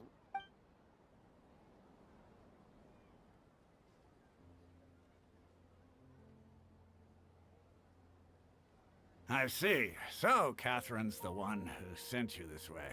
Ha! It's true that the Eremites network is vast, but even I can't help you meet the Dendro Wait, seriously? That's it?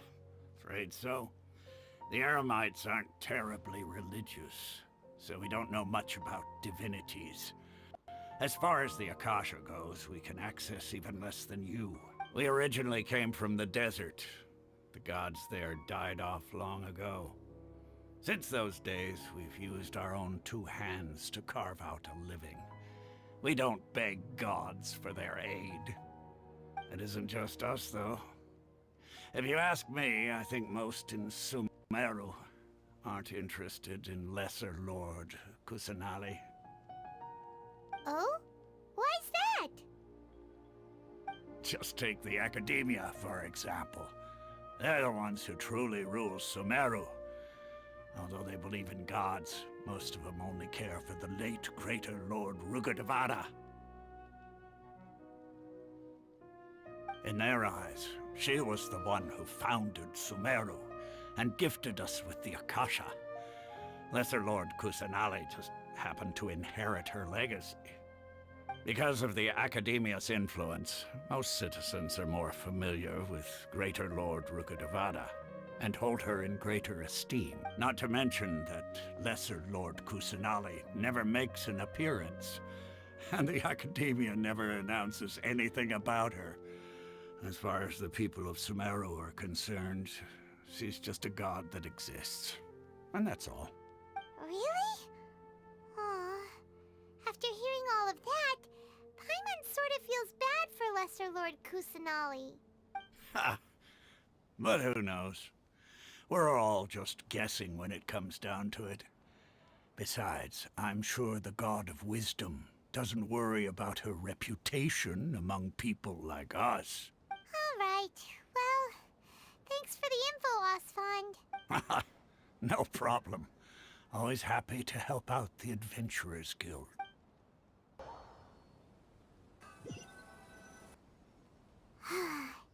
Seems Asfand was right about most people's attitudes here. Not only are they not interested in the Dendro Archon, they even say stuff like, if the Akasha doesn't think I should know, then I don't need to know about it. We've been asking for information non-stop ever since we got to Sumeru. But the harder we try, the more helpless everything seems. Isn't there at least one person in this entire city who cares about Lesser Lord Kusanali? Oh, you two are interested in Lesser Lord Kusanali? Huh? Who are you? From the sound of it, you two are Outlanders who recently arrived here. You've been asking around for information on Lesser Lord Kusanali, right? Oh, I'm sorry. I forgot to introduce myself. I'm Dunyarzad, one of Lesser Lord Kusanali's faithful followers. Whoa, really? Then do you know how we can meet with her? I'm afraid I can't help you with that. But your conversation earlier did happen to remind me of a legend about the Dendro Archon. Sure, it goes like this. Long, long ago, there was a man who heard a prophecy. It predicted that a great calamity was about to befall him. Panicked by what he heard, the man sought out the Dendro Archon in hopes that she would bless him with the wisdom to help him escape his predicament. The man journeyed across deserts and through rainforests and experienced tribulations of every kind. However, he still couldn't find any trace of the Dendro Archon. In despair, he thought, alas, the Archon has abandoned me. He then had no choice but to sorrowfully resign to his fate. Okay, and then what happened? And then, the calamity came. But to his own surprise, the man felt somehow emboldened by the trials of his journey. By relying on his own strength, he managed to overcome the adversity. At that moment, a bird perched upon his shoulder. This bird was, in fact, an avatar of the Dendro Archon. She said, "O Archon Seeker, do you now understand? She and her wisdom have long been found by you. Along your journey, we were in every flower and blade of grass, every ray of sparkling sun, and every breath of dancing wind. So long as you continue to think and ponder, we'll be wherever you go." Yeah, thanks for the story! Paimon feels all warm and fuzzy inside after that. In a way, it seems like this story is also one of the Dendro Archon's avatars. Dunyarzad, since you worship Lesser Lord Kusanali, can you tell us anything else about her? Of course. So did you two know that, I'm terribly sorry, but it seems something's come up now. Let's chat another day.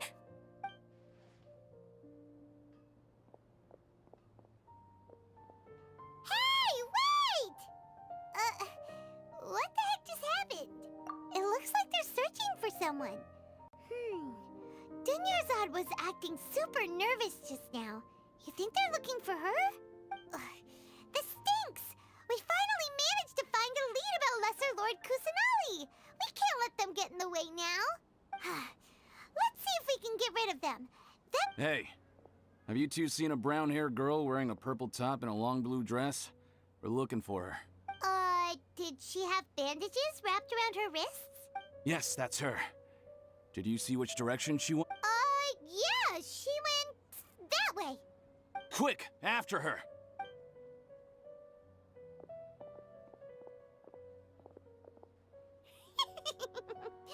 That should keep him busy for a while. Let's hurry and find Dunyarzad.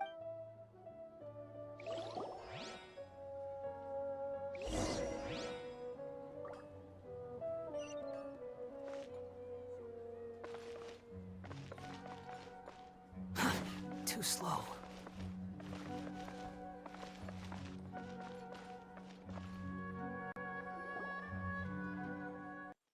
There you are, Dunyarzad. We thought you might have been long gone by now. Oh, it's you two. Oh, you startled me there. You can relax now. We threw those people looking for you off the trail. Really? Thank you so much. Unfortunately, I believe there's still more of them out there looking for me. Uh-oh, looks like there are some coming this way. Huh? More of them? Then what are we standing here for? Run! No, wait, my body isn't in the best shape.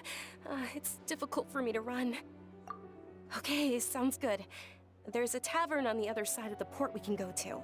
They probably wouldn't expect me to hide in a place like that. All right, let's move out. Stay behind us. We'll keep an eye out for anyone looking for you.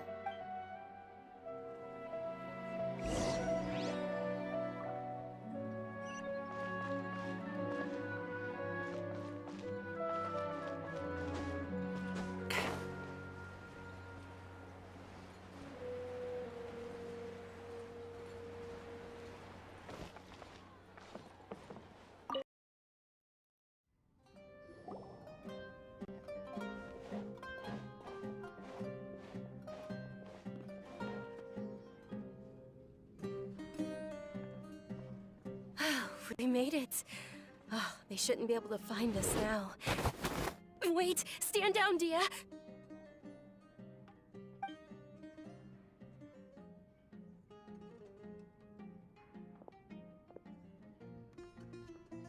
My lady, who are these two?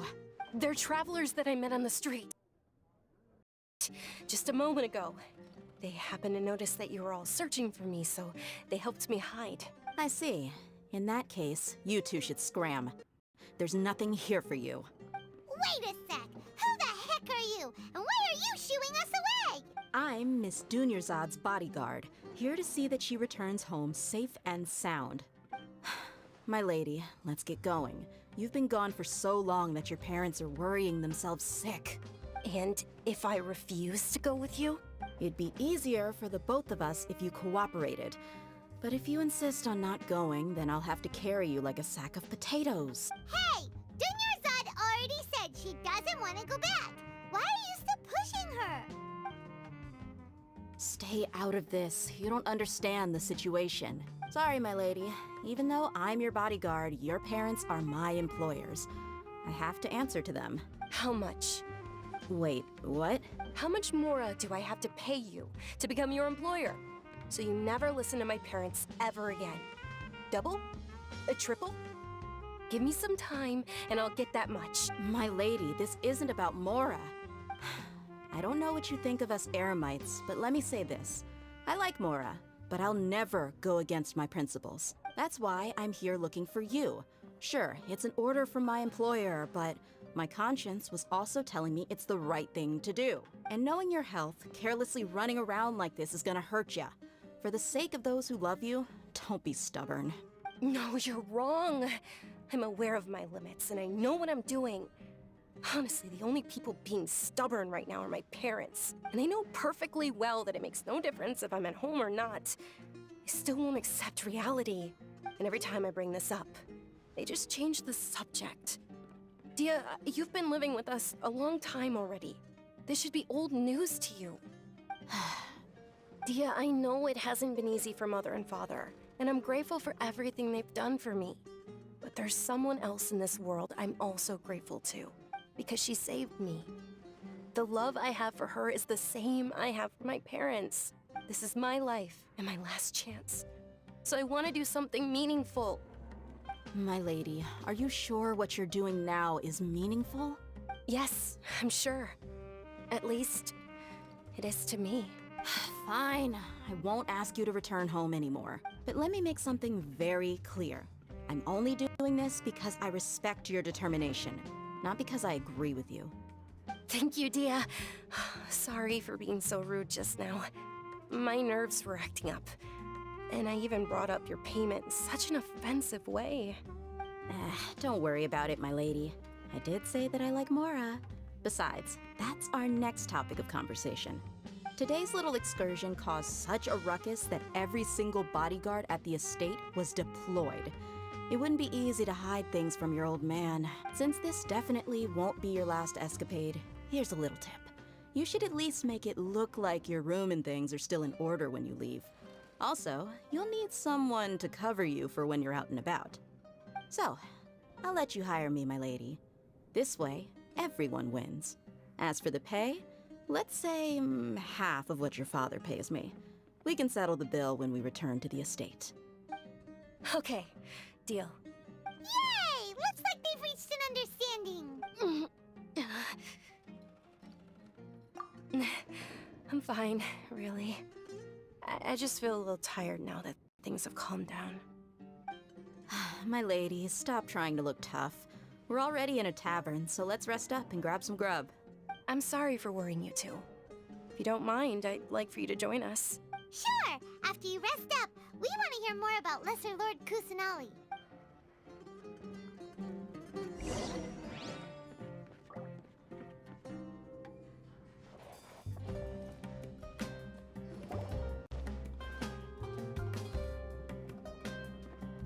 Ha! Well, if it isn't Dia. Haven't seen you in nearly half a year. Word on the street is that you're a bodyguard for the Homayani family now. Ha! Don't you find that kind of work boring? Nah, you get used to it. How about a menu over here? You got it. Huh? Isn't this little Miss Homayani herself? We don't get to serve personages like you very often.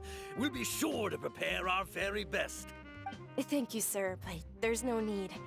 I don't have a lot of Mora on me, and I really ought to save as much as I can. But please bring these two the best food you have. They're my new friends, so I want to be a good host for them.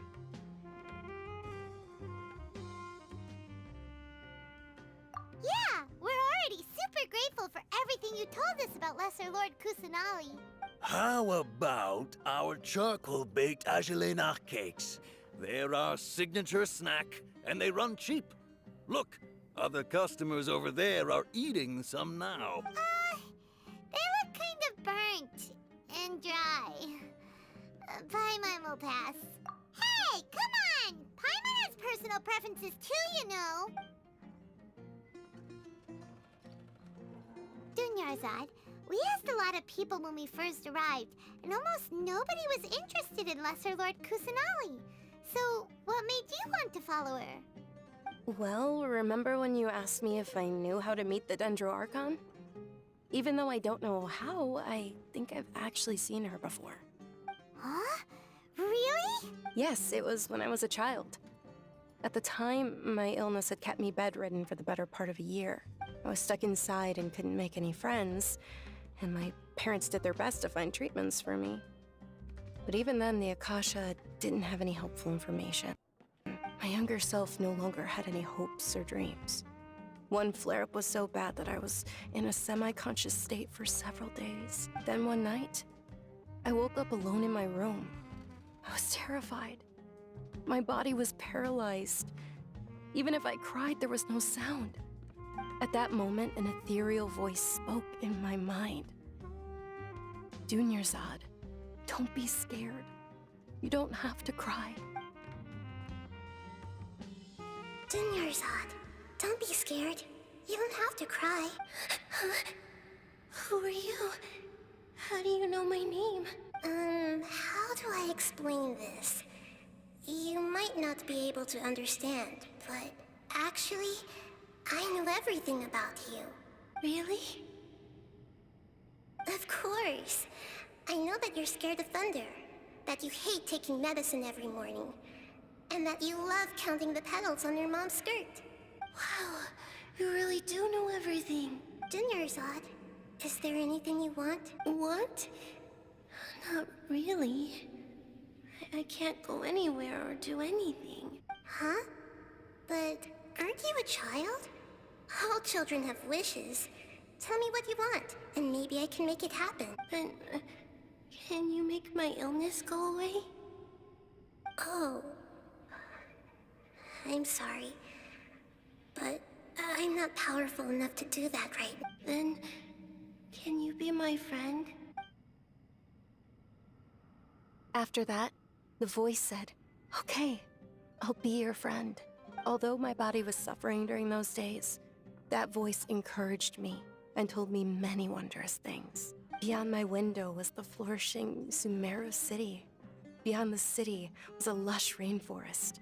And beyond that was the wall of Samiel, deserts, and all of Tevat.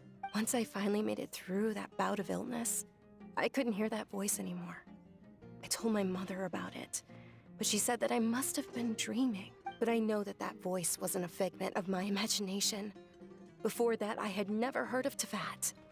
Yes, for sure. If it weren't for that voice, I would have never grown curious about the outside world. Nor would I have learned how to read and enjoy so many books. That voice sparked a desire for wisdom. It had to have been the Dendro Archon. I've been hoping for a chance to repay her kindness. In fact, I was running around today to help prepare the Sub-Zerus festival for her. What's the Sub-Zerus festival? It's Lesser Lord Kusanali's birthday, which was the day that she was found by the sages. It's actually an old holiday that originally celebrated Greater Lord Rukkhadevata's birthday. When she passed away, the holiday eventually became a celebration of the Lesser Lord's birthday. I heard everyone was overjoyed when they welcomed her back to Sumeru. In those days, the festival was a huge deal. But because of the Academia's influence, people have gradually lost interest in the festival. The Academia actively participates in Sumeru's many holidays dedicated to Greater Lord Rukkhadevata. But when it comes to the Sub-Zero's festival, forget any funding. They practically act like it doesn't exist. Maybe they see Lesser Lord Kusanali's birth as confirmation of Greater Lord Rukkhadevata's death, so they're reluctant to celebrate it. Aw, but that's awful. It is. It's absolutely terrible. Sure, the Greater Lord founded Sumeru, but hasn't Lesser Lord Kusanali been the one quietly protecting us for the past few hundred years? Just remember that we're still out in public. Don't get too carried away now. I know that people over by the Grand Bazaar still hold the Sub-Zero's festival to this day, but I hadn't met any of them before, so I was never able to contribute. But recently, I made a friend there who also follows Lesser Lord Kusanali. I gave her my savings because I want her to throw a wonderful festival this year. That's the least I could do for Lesser Lord Kusanali. Hold on, my lady. Does this friend happen to be Nilou, the one who sends flowers to the estate? Yes, that's her. I saw her leaving the other day with a nervous look on her face. It seemed like she was hiding something in her arms. Did you give her something? Yes. Initially, I didn't have much Mora prepared, so I had Nilou sell one of my skirts. I've agreed with Nilou to meet up at the Grand Bazaar today and see how things are coming along. Dia, would you accompany me? Sure. That's quite the trip, though. I'll carry you. No, that would be too much, even for you. You might as well just accept the lift. If I let you walk, who knows how long it'll take us. And if anything happens to you, then I'd really never hear the end of it from your father. But of course. Nilou will be thrilled to hear there are more people interested in Lesser Lord Kusanali.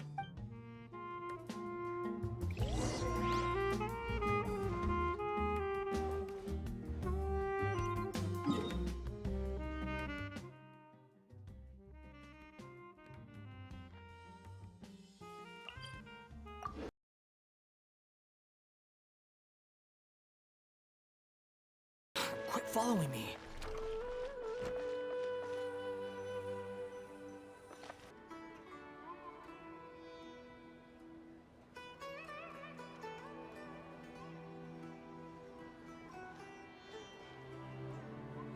Sorry I'm late, Nilou.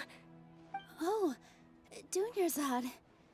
It was taking you so long that I assumed you got trapped at home, but you made it in the end. Uh-oh. But if Dia's here, that means you got caught, right? You could say that, but everything worked out. She's on our side now. Not completely. Oh, and who are these two? Oh, meet the Traveler and Paimon, my two newest friends. They're visitors who just arrived at Sumeru City and are looking for information on Lesser Lord Kusanali. So you're followers from another land? That's wonderful. You two absolutely mustn't miss the Sub-Zero's festival. By the way, Dunyarzad, we've already started decorating the Grand Bazaar. It looks spectacular, thanks to your generous contribution. You're very welcome. It's the only thing I could do. Do you still have enough Mora? Probably? But don't sweat it. We've already finished renovating the stage. Come on, I'll show you.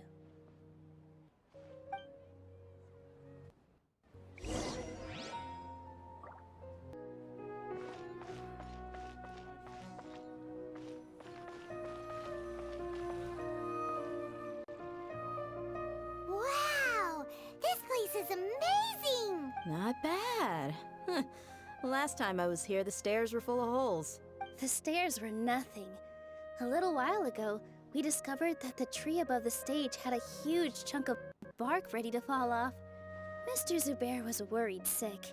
We reported it to the Academia many times, but they never sent anyone to deal with it. We didn't want anything bad happening, so we were going to cancel all the stage performances. Oh, probably because it was the theater asking. The Academia looks down on performers like us. They probably think it would be best if the theater closed down completely. We can't let that happen, though. Not only would everyone involved in the theater go hungry, but then we wouldn't be able to hold the Sub-Zero's festival anymore. Thank the Dendro Archon for Dunyarzad. With the Mora she gave us, we hired someone to patch up the tree, And we also gave the stage a much-needed makeover. The stage is going to be even prettier when it's festival time. I can't wait for you to see it. And I can't wait to see you on the stage. You've been practicing so long already. It's almost time for your dream to become reality. It's our dream.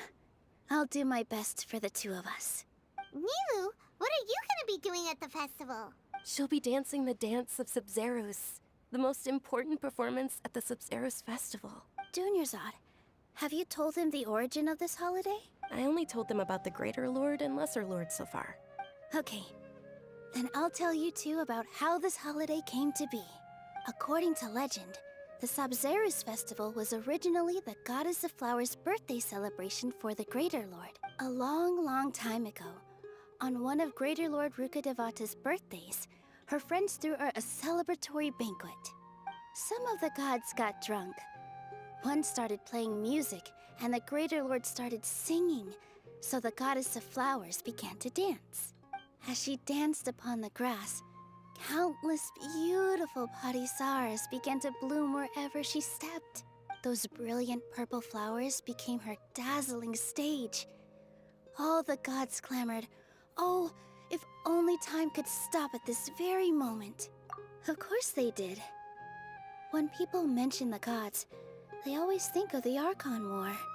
But Sumeru's gods also had happy times. Although they aren't around anymore, they're preserved in our tradition of dance. This outfit I'm wearing is apparently based on how the Goddess of Flowers looked.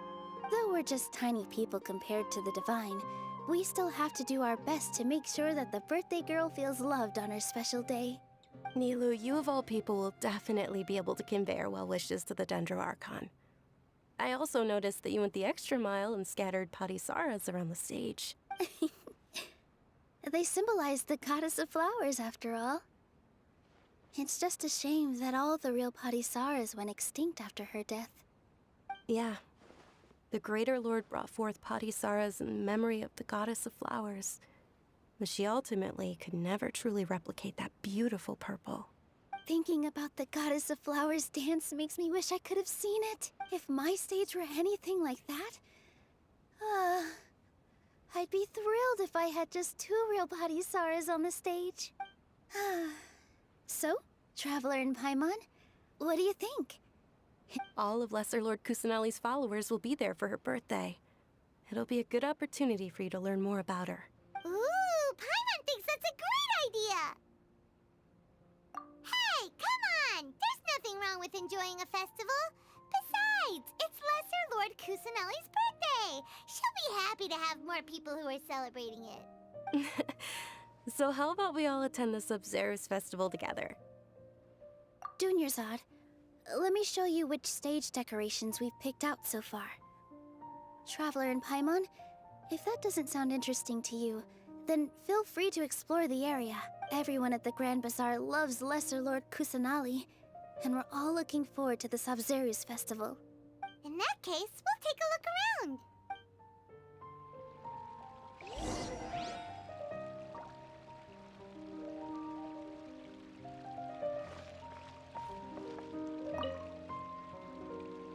Whoa! What's with your yellow hair? And why do your clothes look so funny? Are you an Outlander? Did you know that the Sub-Zeros festival is about to happen? There'll be loads of fun things to do at the festival. But the best part is when Ferris, the Knight of Flowers, passes out candy to everyone.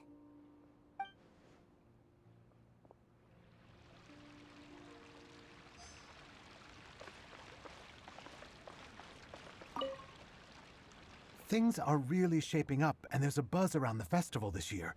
We're expecting people from all over to come by this year and buy things during the festivities. Don't be fooled into thinking that Sumeru City has the best of everything. Some festival snacks are only offered here in the Grand Bazaar. And when it comes to musicians, dancers, or singers, the Grand Bazaar's got the best of the best. Sure, those folks at the Academia might not like it, but what's a festival without song and dance?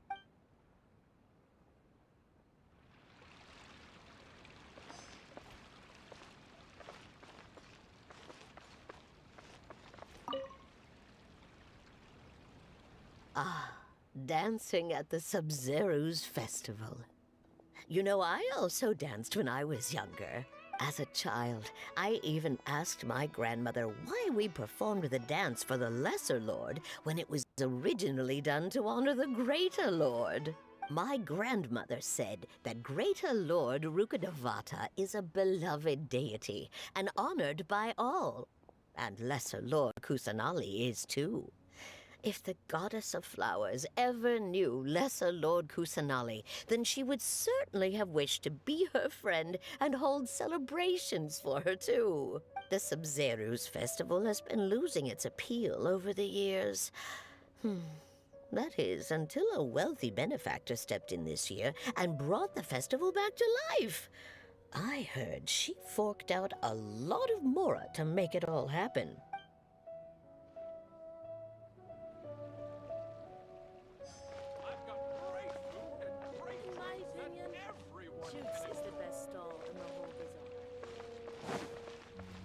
Is there no future for me? Milu, your outfit looks amazing. There's also something different about you from when we first met up. I thought I'd add a little extra pizzazz to my dress for the festival. See? Wow, did you sew all that yourself? Uh-huh. Sewing is a fundamental skill for everyone in the theater company because we make all our own costumes. Did you know that Mr. Zubair not only can make costumes, but props too? I've noticed that you can't keep your eyes off this crown. Would you like to try it on? May I? Of course.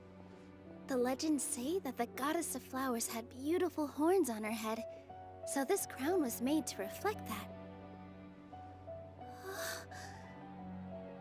Dunyarzad, you look absolutely stunning with it on. It's like I'm looking at the Goddess of Flowers herself.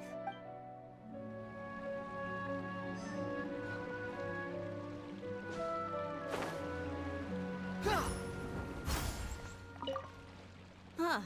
Revamping the stage for the festival couldn't have been easy, that's for sure. I bet this year's festival will be one to remember. I don't know much about the Grand Bazaar, but I do know that the residents here have a penchant for song and dance. Two things that the academia doesn't particularly approve of. Oh, and the perfume sold around here is a lot better than what you'll find elsewhere. The fragrances are longer lasting and they're gentler on your skin and... I mean, that's what I've heard at least.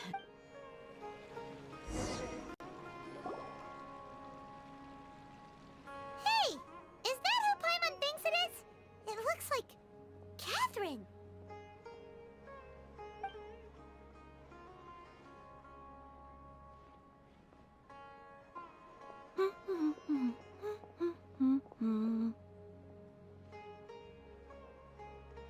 Huh.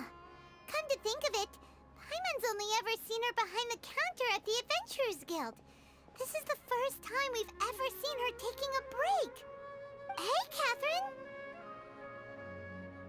Huh? Oh, hey! It's the Traveler and Paimon! What's shaken? Whoa. Break time Catherine sure sounds a lot less formal than usual. Paimon was still waiting for her to say Ad Astra Abyssosque. Sure. Standing behind the counter at the Adventurers Guild doesn't require any complicated functions. But saying and doing the same old things over and over again can get pretty monotonous. Like watching the same Fontaine movie day after day. But take you two, for example. You travel across Tevat to enrich your lives and gain new experiences. Well, we enjoy traveling across Tevat and all that, but we're mainly looking for clues about his sister. Yes, you should keep searching. Sometimes the answers we're looking for aren't necessarily at our intended destination. Instead, they're found along the way. Huh. Haven't we heard someone say something pretty similar recently? Anyways, what brings you out here, Catherine? No, not particularly. I guess you could say that I'm loving the recent atmosphere here. If festivals bring happiness to everyone, then that's where their true value lies. Oh, it looks looks like it's about time for me to be heading back now. Alright, we'll see you next time at the Adventurers Guild. Oh, by the way, thanks for connecting us with the Eremites. We've already made some great friends in Sumeru City thanks to you. I'm sure you two will get along well with the people here. You've already been blessed by the element of Dendro after all. See you around.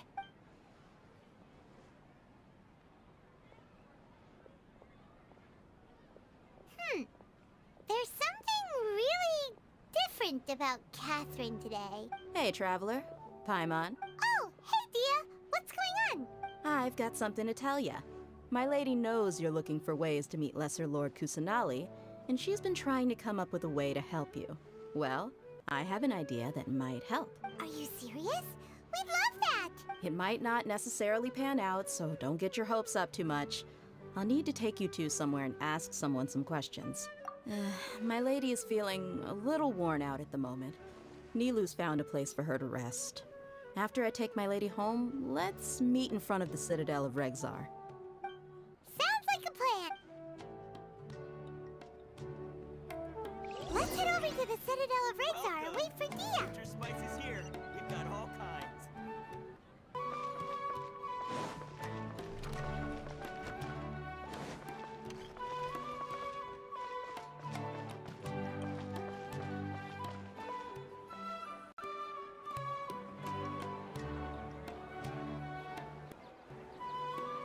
Sorry, I'm late. It took some convincing for the Master and Mistress to believe that Miss Dunyarzad was only sitting in the port for a while because she was in a bad mood. Anyway, I guess I should be thanking you. I haven't seen Miss Dunyarzad that happy in a long time. If it wasn't for you two, she probably would have been caught and dragged back much earlier. You sure sound a whole lot nicer than when we first met, Dia. Who would have thought you had such a soft spot for Dunyarzad? It's called being a professional. I'm a bodyguard, and I work for whoever's paying. Look, Dia's blushing. Listen, you two. I don't expect to be working for Miss Dunyarzad very long, but I hope to finish things on a positive note if possible. Let's cut the chit-chat and head into the Citadel. We'll see if the person I know has a way for you two to meet with the Lesser Lord.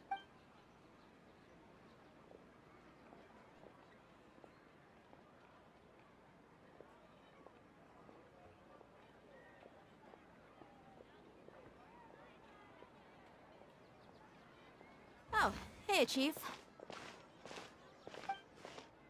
Ha, Dia! What are you doing here? And well, didn't expect to see you three together. I take it you all know each other already? We met this morning after the Adventurers Guild pointed us to Osfon for more info. No kidding. Huh. So, where's Ruksha? I thought I'd help these two out by asking about the theft. Anything you can tell him? Ruksha's gone over to the Academia. The Grand Sage recently ordered Sumeru City to begin bolstering its defenses, so people from all over have been called back to the city. Since you've already mentioned the theft, I suppose I might as well tell him what we know. Appreciate it, Chief. Theft? Sorry, what the heck are you guys talking about? Just recently, the Academia lost something, and there's a chance the item is connected with the Dendro Archon. This case might just somehow help you in meeting her. I suppose that's one way to look at it. But if you ask me, the case is more about the Academia than anything else. Let me fill you in. The Academia recently sent a convoy to pick up an important package from Aru village. Word got out, and the convoy was robbed on its way back. The Grand Sage took the whole matter very seriously. Not only did he dispatch the Matra, but also enlisted our help in the search for leads.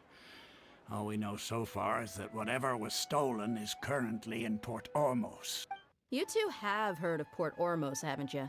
It's the largest commercial port in all of Sumeru. You can travel there by leaving Sumeru City and heading south along the river. The Academia's grip isn't long enough to reach all the way to Port Ormos, so the city's a little more laid back, meaning the population's also a mixed bag.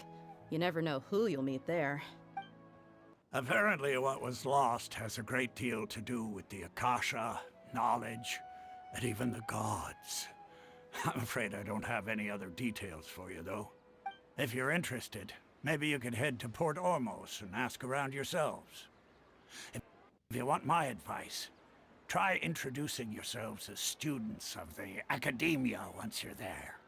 Are you serious, Chief? All the Academia students are in Sumeru City, you know. Why should they pretend to be students in Port Ormos? If you're also interested, just go there and see what happens. Count me out. I've got plenty of work to do here for the Homayani family. And take it from me, if you two really do decide to visit Port Ormos, you'd best watch your backs. Let's just say that the Eremites there aren't nearly as friendly as those here in Sumeru City.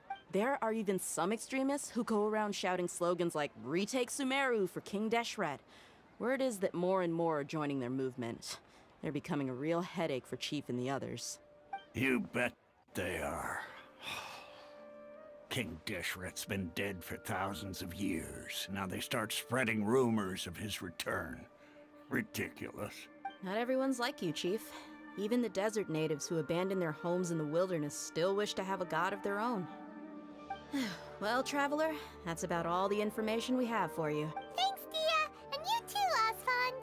Since we've gathered all we could for the moment in Sumeru City, let's head to Port Ormos and see what we can find next. Miss Dunyarzad is looking forward to seeing you both at the Sub-Zerus Festival, so be sure to get yourselves back here in time for that. Good. Then we'll see you both at the Sub-Zerus Festival.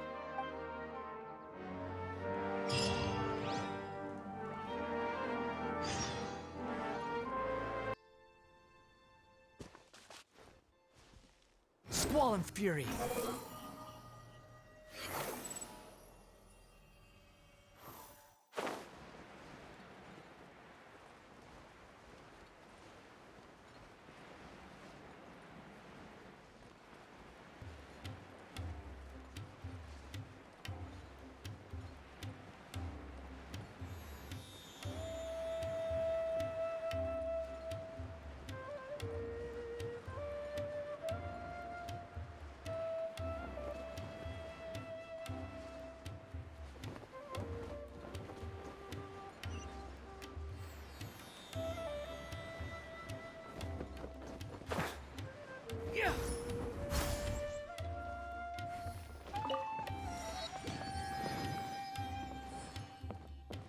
The wind rises.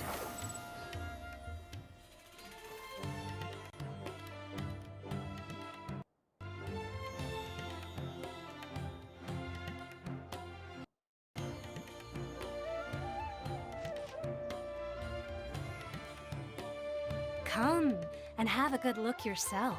Traditional spices of the highest quality, made with pride and experience. You've got a deal. I can't thank you enough for always looking after my business. Believe me, I'm not making this up.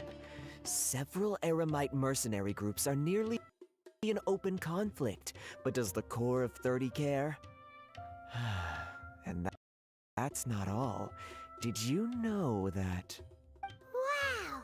Talk about hurly-burly! This place is busy!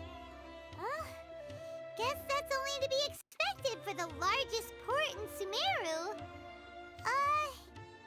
Maybe it's because of what Dia told us earlier, but Paimon can't seem to shake the feeling that there's also danger lurking in these crowds. Ooh.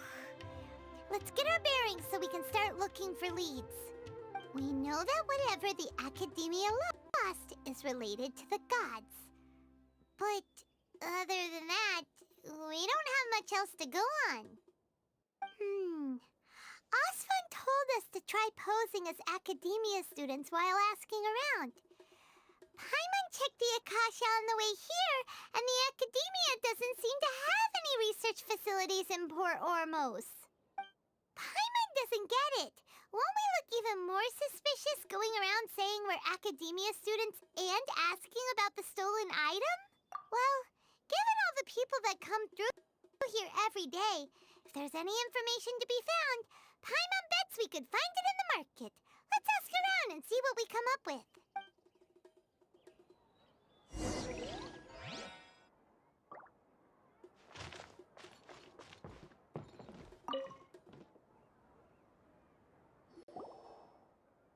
Welcome. Welcome. How can I help you too? Hi there. We would like to ask you a question. Do students from the academia ever come to Port Ormos? Of course. Especially around this time of year. Students from Sumeru City that are about to graduate often come to Port Ormos to cut loose a little. Many people often talk about how hard it is to get accepted into the academia, let alone graduate. But those who finish their studies and go on to become full-time researchers at the academia have it even harder. Sure, we may not be Sumeru City, but Port Ormos offers beautiful scenery and a stress-free environment. Some even say it's good luck to come to Port Ormos, so students and researchers come flocking here when things get to be too much at the academia. Ah, you see over there? Those are students from the academia. They've been looking worried and miserable ever since they got here a few days ago. If you ask me, the life of a merchant is better. So long as the Akasha teaches us what we need, then life is good. Those students seem to be discussing something. Let's see if we can listen in.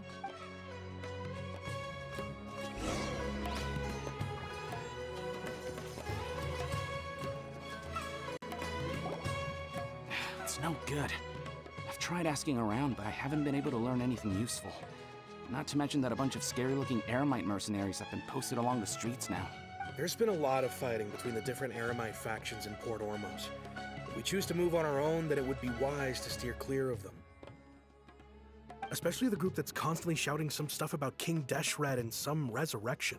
I've even heard that the Citadel of Regzar is starting to get fed up with them. What was that group called again? Ein something or other?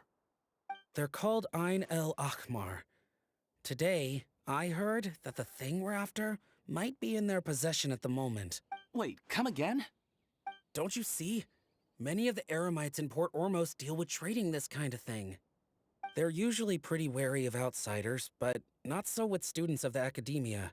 It's because the kind of goods that students are looking for aren't the kind of goods that Eremites are after. As long as they know you're a student, then deals can be made. I've heard that Ein El Hakmar likes to set up shop at the Jafar Tavern. Supposedly, if you're willing to part with 500,000 Mora, they'll give you info on anything. Wait, did you say 500,000? If information alone costs that much, then how could we ever afford to buy what we're looking for? I guess we might as well give up on trying to graduate this way. I wouldn't worry too much. Our field of research is very niche. Who else could possibly be after that kind of shady knowledge?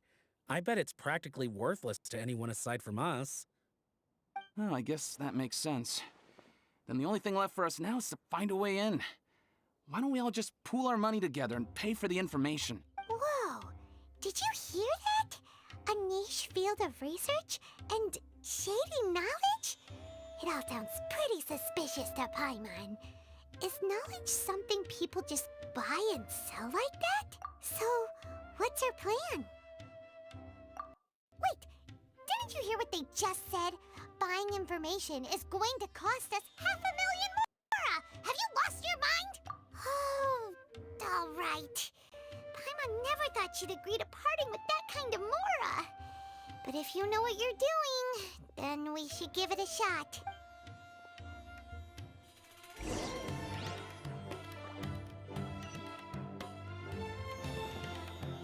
Squall and Fury! Too slow.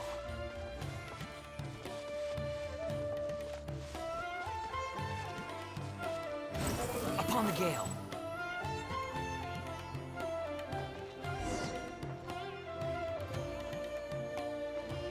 This is the place we heard.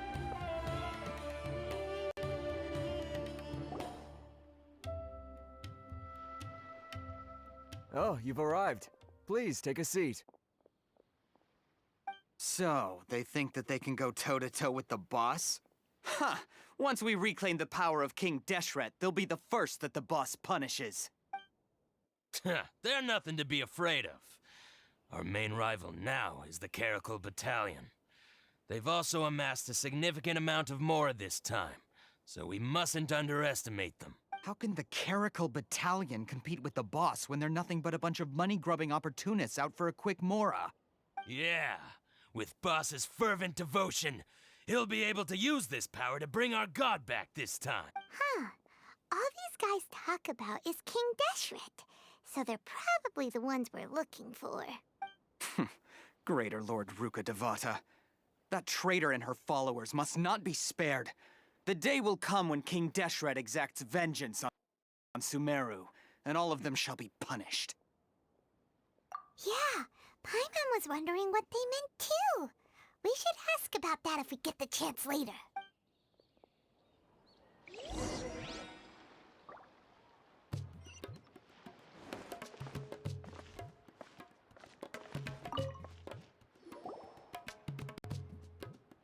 Huh? Who are you? What do you want? Travel? Now's probably not the time to talk about that. Didn't the students say Eremites are wary of outsiders? A student? What's a student from Sumeru City doing in Port Ormos? Ah, well, if it's info you want, you've come to the right place. The question is, can you afford it? Paimon can't stand to see so much more go. But there's no other choice right now. Here, this is the merchant's address. Whatever you're looking for, you'll find it there. Well, what are you waiting for? Oh, that's right! We heard you mention King Deshret just now. We're actually interested to know more because we're, archaeology students! Fine. Since you've already handed over the Mora, I guess I can throw in a little extra info. As you can see, members of Ain al-Ahmar are devout believers of King Deshret. Years ago, King Deshret founded the great desert nation that was our homeland. It was an advanced civilization, far beyond anything you'll see in present-day Sumeru. King Deshret was the rightful god of wisdom, but he was betrayed by a companion he trusted. She even stripped him of his title, God of Wisdom. So, you mean the traitor was... Greater Lord Ruka Devata, yes. That shameless wretch destroyed King Deshret's civilization, and our ancestors were forced to flee to this land where we were made to suffer the tyranny of our enemies. Furthermore, she conspired with the Academia to cover up the truth of her actions, and create the merciful and benevolent facade for which she is now known. Ugh, just thinking about it sickens me. But the story doesn't end there, oh no. King Deshret isn't truly dead. The voice of the Oracle has been heard in the desert, prophesying his resurrection. Mark my words, our god shall return. And when that day comes, all followers of the traitor and all the desert dwellers who have forgotten their true god will suffer retribution together. If what I'm saying makes you shiver with fear, it might not be too late for you to become a believer of King Deshret. I don't have anything to say to you Academia people about that. I think this conversation has reached its end. Not just yet. This man is a fraud. Huh?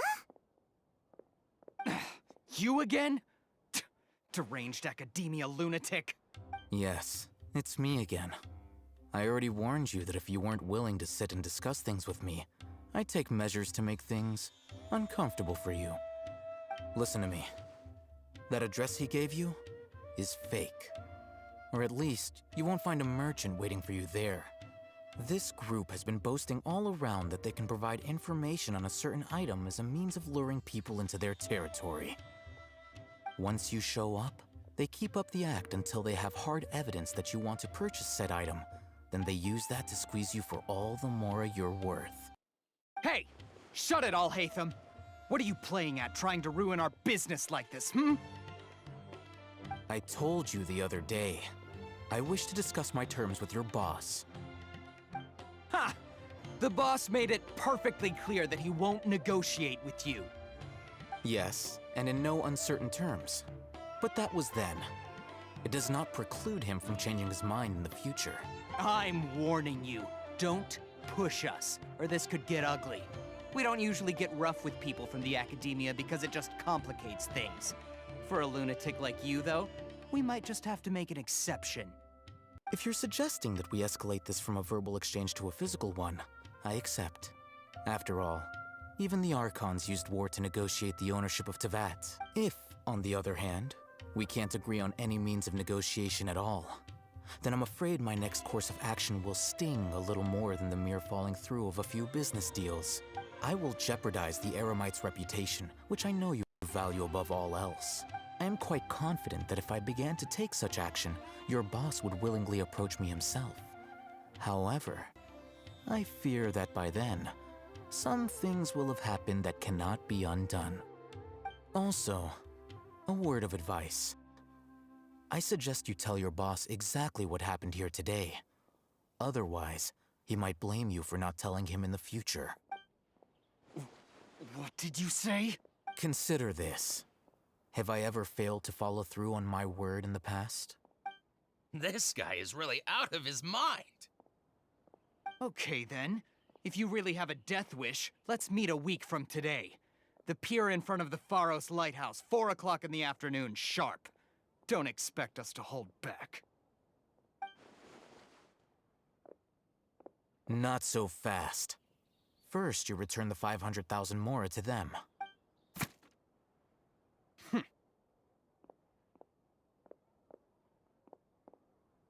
Please, I beg you, don't provoke them.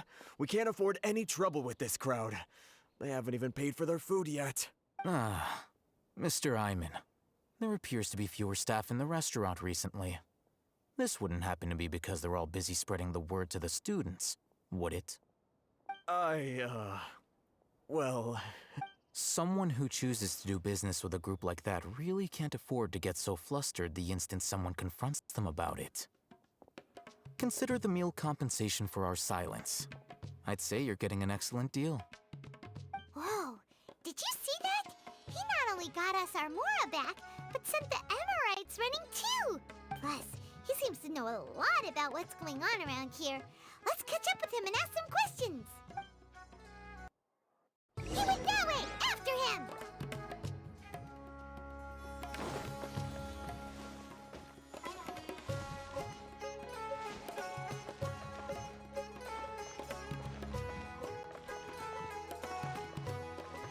The wind rises.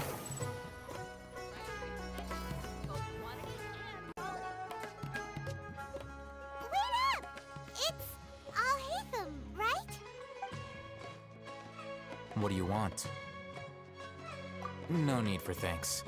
My goal was to get to them, and you two gave me just the opportunity I needed. We're even. Oh, I advise you to keep your distance from them. Since they weren't able to make off with your Mora in the end, they might harass you again in the future. All right. Goodbye. Hold your horses! We still have something to ask you about! Since you tore through their scam right in front of them, you must know the real story about certain something, no? Who exactly are you two? And why are you inquiring about that? A student. Right. Look, you should know that those thugs conducting business with you had nothing to do with your lie. Huh? Oh, yeah! He's really strong. Weren't you saying something about a physical exchange? We can help with that. He doesn't even have a vision. Forget it. Maybe not, but he can still use elemental energy. Otherwise, there's no way we'd go asking for info from from guys like that.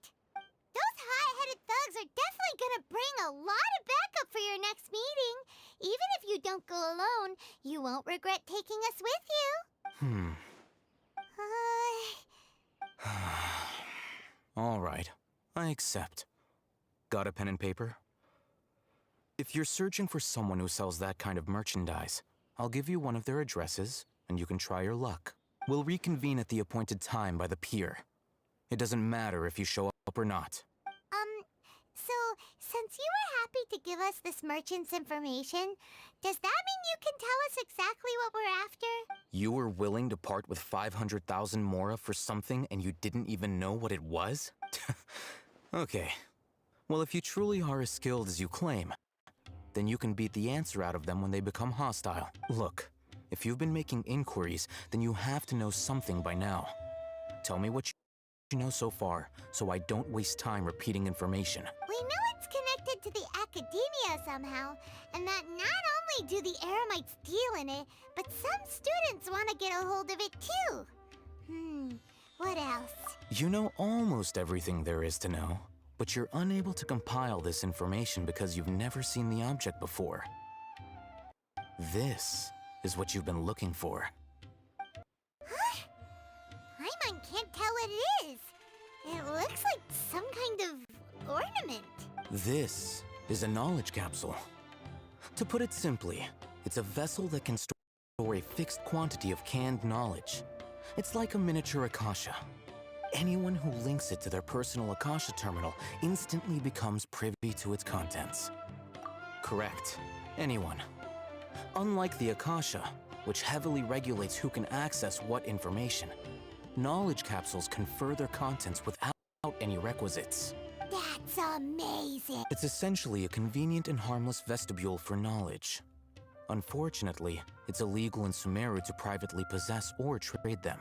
They were created as a means for scholars to transfer knowledge gained from Irminsul into the Akasha, and are intended to be destroyed immediately after use. But despite strict regulations, some of these knowledge capsules will always escape destruction. After all, there will always be those in this world who are dissatisfied with life as designed for them by the Akasha and wish to change their fate. Over the past century, a wide variety of canned knowledge has been leaked from the Academia. Now, in Port Ormos, the valuable ones are a means to Mora for the Eremites. Meanwhile, those which the Eremites deem to be useless to them occasionally prove useful to the common citizens and hapless Academia students. Well, I think that about sums it up. Oh, so that's your true objective. With our current arrangement, I don't believe I can offer an answer. You're still resolved. Fine. Let's talk somewhere with fewer people.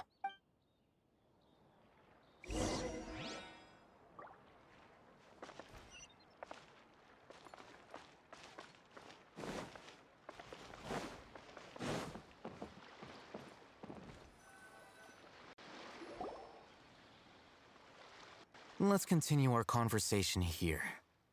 If you wish to learn more about the knowledge capsule that the Academia lost, then you must help me with something.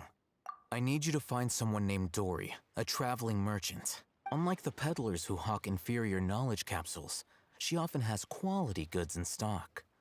Some say that as long as there is profit to be made, there is nothing she won't dare to sell. She's guarded against people from the Academia because most of her wares don't comply with Academia regulations. I think she blacklisted me.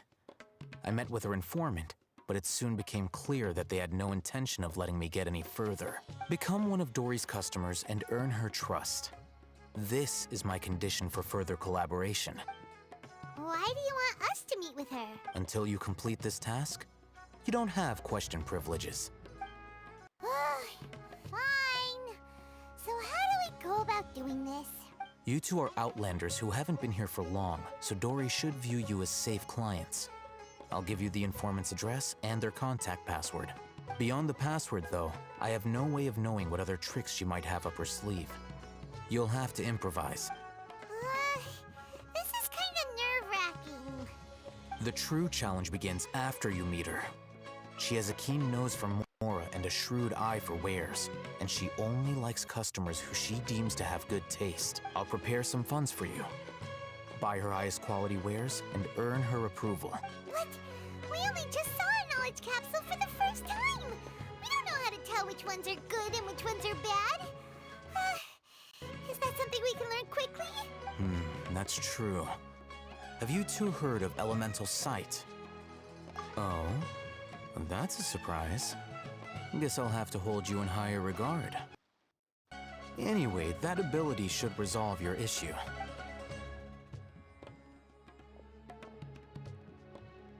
Here are 2 knowledge capsules.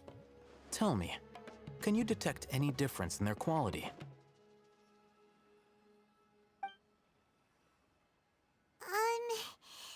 They look the same to Paimon. Try inspecting them with elemental sight.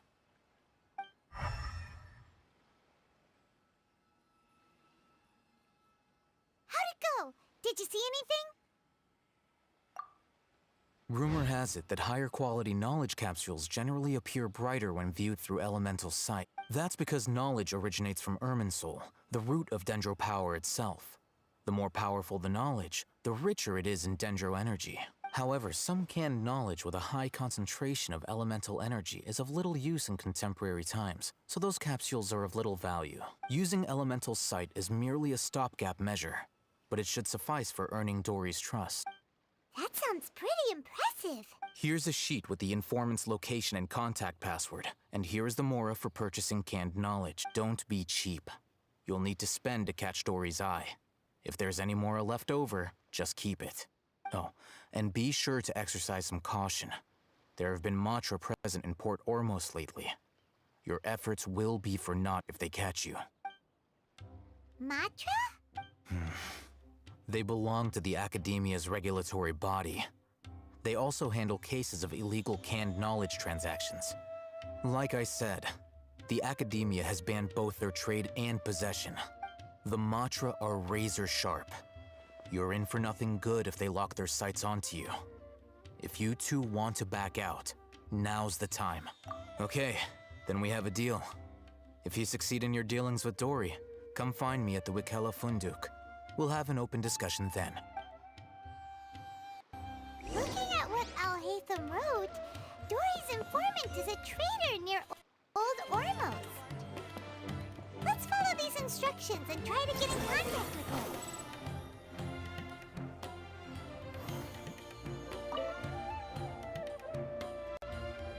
Hello. What are you two looking to buy? Wait, are you sure you're remembering that right? Hyman doesn't think it was that on the paper. What a unique palette. We have unripe hara fruits, but we usually keep them in the back. I'll have someone escort you. Following the paper got us past the first round. Ronak, these two want to buy unripe hara fruits. Show them to the warehouse. Got it. You two, please follow me.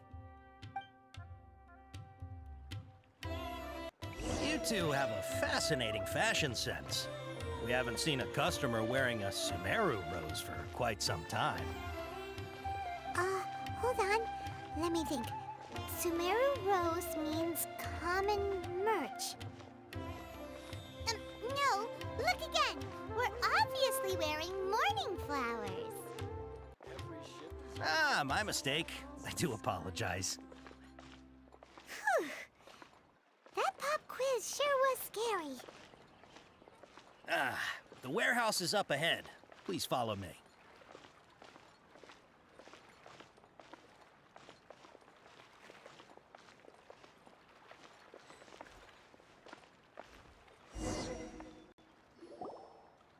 Before I retrieve your products, I need to confirm a few things. Please forgive me, but we may not have sufficient stock for you today. Earlier, many of our hara fruits were taken by mice.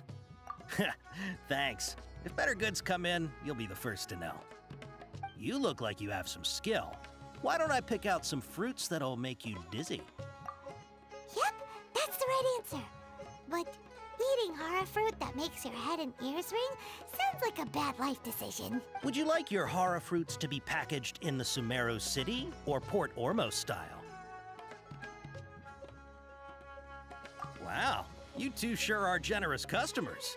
We'll be sure to package your products beautifully.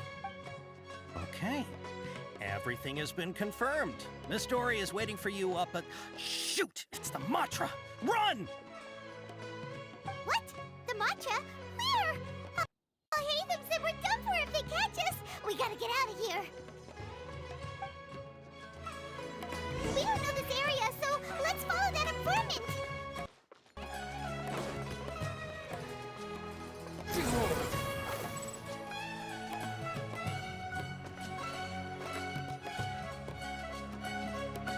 He ran that way!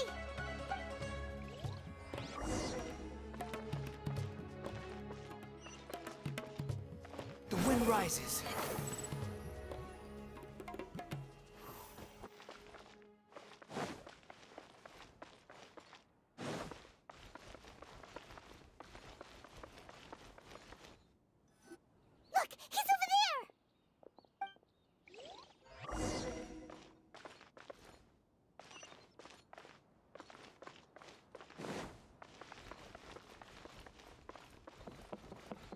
Behold!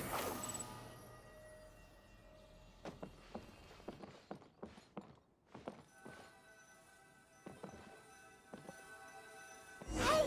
If you're hiding from the Rishbaland tiger, come this way! Another password! Huh? Oh, that book.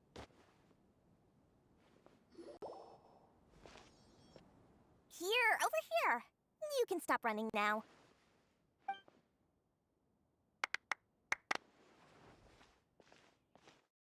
So you were the one who was calling out to us just now. But, are we definitely gonna be safe here? These two good customers wish to buy some horror fruit, Miss Dory. And if there's nothing else, I'll just excuse myself. Oh, very good. Thank you. Huh? Wait, you're Dory? Paimon sure thought you'd look a whole lot scarier. Hey, what are you trying to say, Princess Pea-Brain? I can be scary enough when I need to be, believe you me. If you don't watch what you say, then you can forget about doing any business. But it seems you two have actually done pretty well so far. Not only did you manage to find the informant, your reactions were also pretty sharp. You don't really look like criminals or anything, but I bet my Mora that you've been involved in some shady dealings, haven't you? Paimon's not sure if that's supposed to be a compliment, but we'll take it. I can't risk doing business with people who start huffing and puffing after just a few paces, no matter how much Mora they might have. Not only will they get caught by the Matra, but they'll also get us into trouble. As decent folks trying to run an honest business, we don't need any of that. Wouldn't you agree? So that's why I prefer to have customers like you. It's your first time here, but don't worry, I won't ask too many questions. Even if you wish to buy enough knowledge capsules to decorate your house with, please, knock yourself out. As long as you have lots of round, shiny Mora, then we're all good. Ah, yes, of course, of course. Go ahead, help yourselves. Voila! Wow, she has a trove of canned knowledge. Whew. She'd probably be in serious trouble if the Matra caught her with all this. What kind of products do you seek, my dear customers? Don't worry, I'm not interested in your reasons for buying. I can, however, offer some suggestions. Take this one, for example. An analysis of the sociological ideology and dialectics of the Hilichurls. Only 3 people in all of Teyvat have ever studied it, making it extremely rare. It's on sale now for 350,000 Mora. Yeesh, who would want to be an expert in that topic? Or how about the architectural styles and construction methods of Teyvat in the early Archon War period? With this one, you can become an expert in historic architecture preservation and find an excellent, well-paying job in nearly any nation. Ooh, now this sounds like it could be useful. 2 million Mora, and it's yours. No discounts. Whoa, that's a lot of Mora! Of course, you are free to pick whatever your heart's desire. The contents and price of each knowledge capsule are indicated in small text on the body of each one, down at the bottom. All right, let's try the method that Alhaitham mentioned.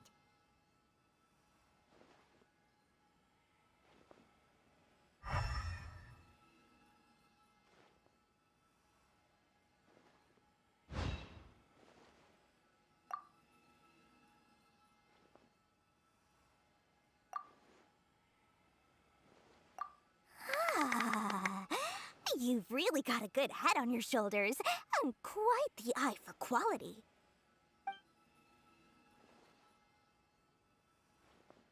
We'll take these, please and thank you. My oh my, you are blessed with a taste for both the exquisite and the extravagant. Customers like you are a rare breed. 1 in 100. No, 1 in 1,000 even. Listen, I have a special offer for you two. If you spend just 100,000 Mora more, you can pick any knowledge capsule of your choice up to a value of 1 million Mora. Say what now? Hey, did you hear that? Spend another 100K, and we get a capsule worth a whole million! But all the canned knowledge we just bought is easily worth 500,000 mora. If we spend just a little more, we can get something worth 1,000,000 mora. Isn't that a fantastic deal? Think about it. We've gone to all this trouble to get this canned knowledge. And so far, everything we bought belongs to Alhaitham. Aren't you even the least bit curious about how this whole canned knowledge thing works? We're talking instant knowledge here. Don't you want to try it yourself? Come on, come on! We still have around 100,000 of Alhaitham's mora left. So let's put it to good use by finding something useful for you. Ahem. You've got a deal, Dory. We'd like to spend an extra 100,000 mora. Excellent! Then please, select from this fine collection of canned knowledge over here. Hold on a second. Paimon thought we could choose whatever we wanted. Why can't we choose the ones from over there? Oh, but my dear customer, the knowledge capsules over here are worth 1,000,000 mora each. I'm sure discerning customers like yourselves will be able to find something to your liking. Please, take your time. Uh-oh, Paimon has a bad feeling about this. Let's use Elemental Sight again to check these.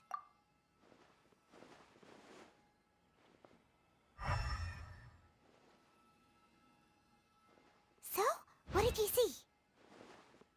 So, they're all worth about the same amount?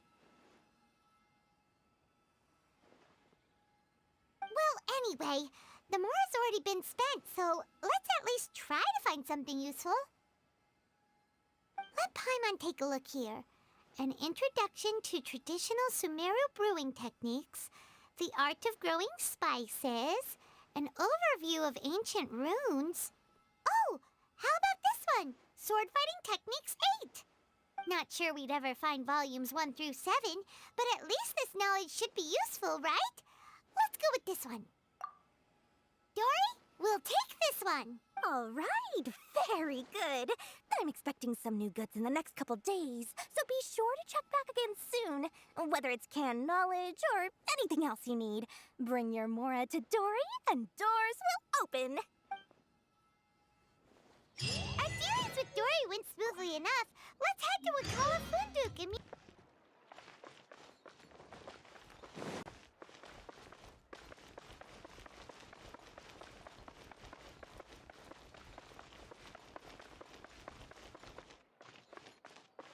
I thought Sumeru would be different, but nope, everywhere... Ha!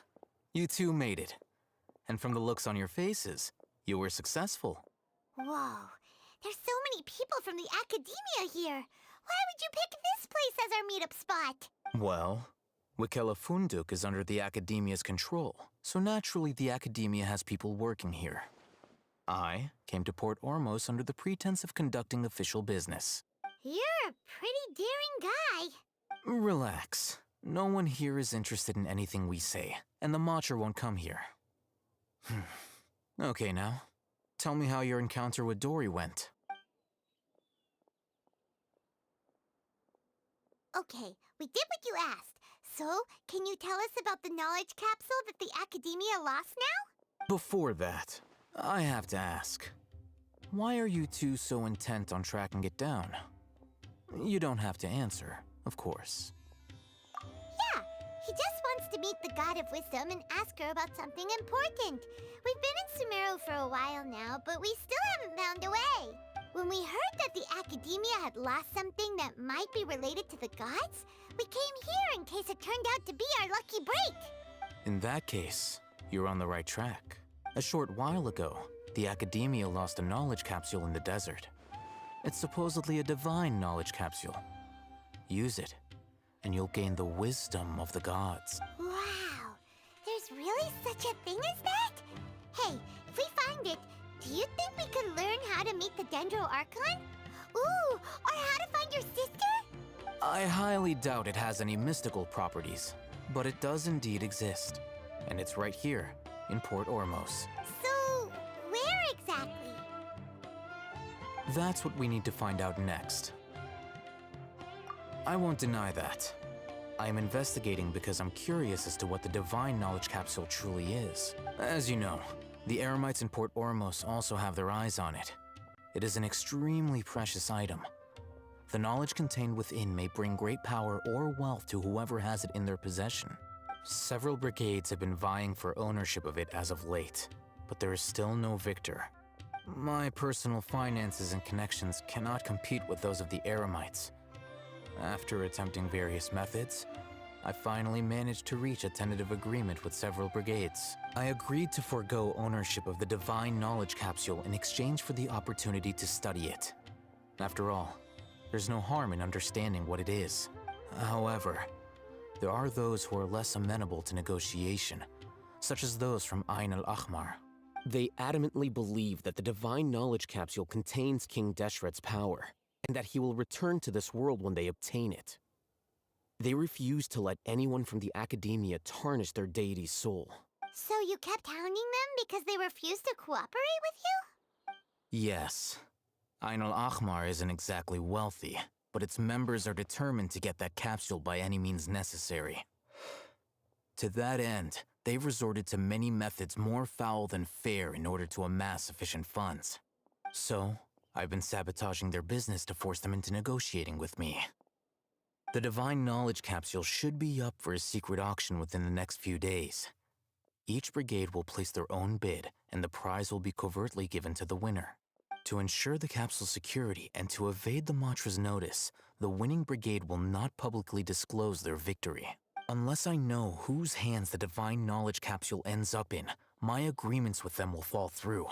Dory is the most reliable source of information, but that avenue was previously closed to me. With you on board now, the situation is different. In other words, you wanted us to befriend Dory so you could find out where the Divine Knowledge Capsule is. Yes, you can say that. But this arrangement harms none of us. The day after tomorrow, go back to Dory and try to purchase information on the Divine Knowledge Capsule's whereabouts. If she has no information, wait 2 days and approach her again. If I get the opportunity to study the Divine Knowledge Capsule, I will relay my findings to you. Will that suffice as compensation? Okay, then we'll meet up in 2 days.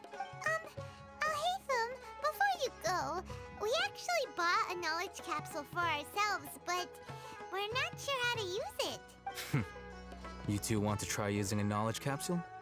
Sure, I can teach you. Doing so right under the Academia's nose is a bit problematic, though. What do you say we head to the outskirts of town?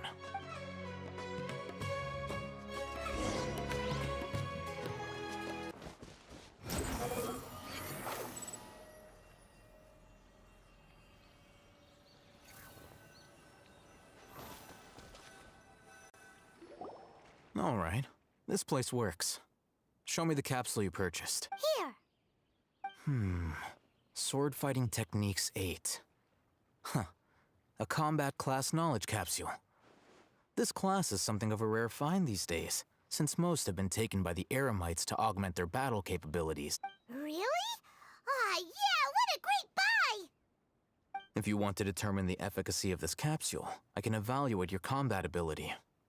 However, effects will likely be minimal if you already possess a high amount of strength. We can conduct a controlled experiment where you fight 2 battles. One before using this knowledge capsule, and one after. While you fight, we can use an Akasha terminal to monitor your various physical parameters. There may be variances in your physical strength between the 2 tests, as well as a disparity in your opponent's abilities. But don't worry.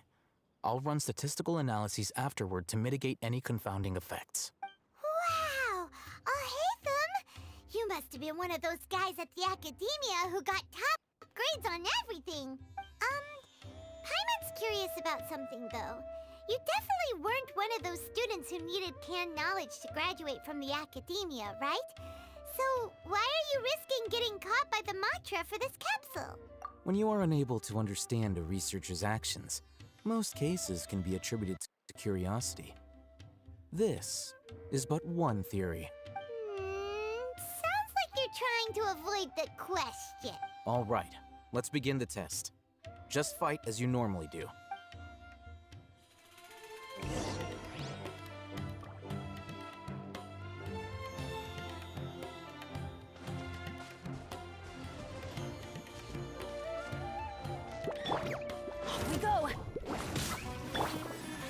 Squall and Fury! Ja! Ah! Ja! Ha! Ha! Ha! Ja! Ja! Ha! Ha! Ah! Ja! Ha! Ha! Ka! Ah! Let's dance.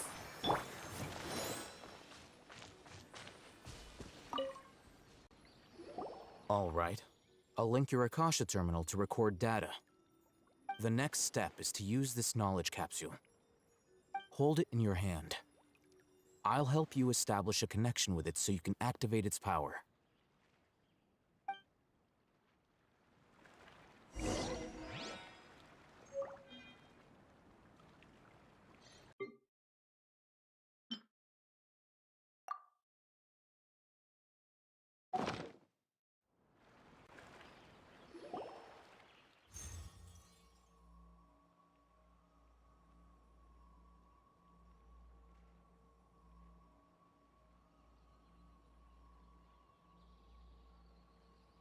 Hey, how are you feeling? You mean that it worked? All right. Time for round 2. Fight with the same composure as before.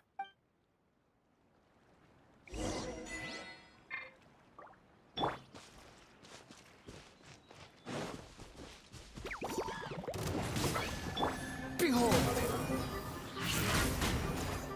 Ha! Ah! Ha! Ha! Ah! Ha! Ah!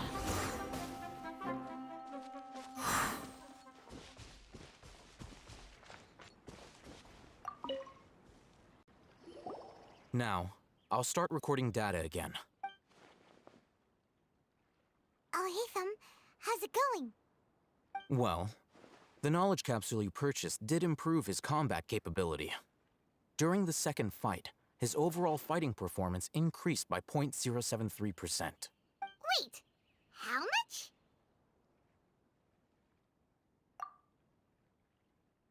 Ah! Dory's such a jerk! She totally scammed us! 1 million mora? This thing isn't worth a tenth of that amount! Of course, this could be because he is so powerful that the capsule's contents were unable to produce a substantial increase. At the very least, this test allowed me to gain more insight into you two. Our deal seems increasingly worth my investment. I'm heading back to Ikela Funduk. I await your response in 2 days' time. This is Mora for when you ask Dory for information. Pay her as much as she requests.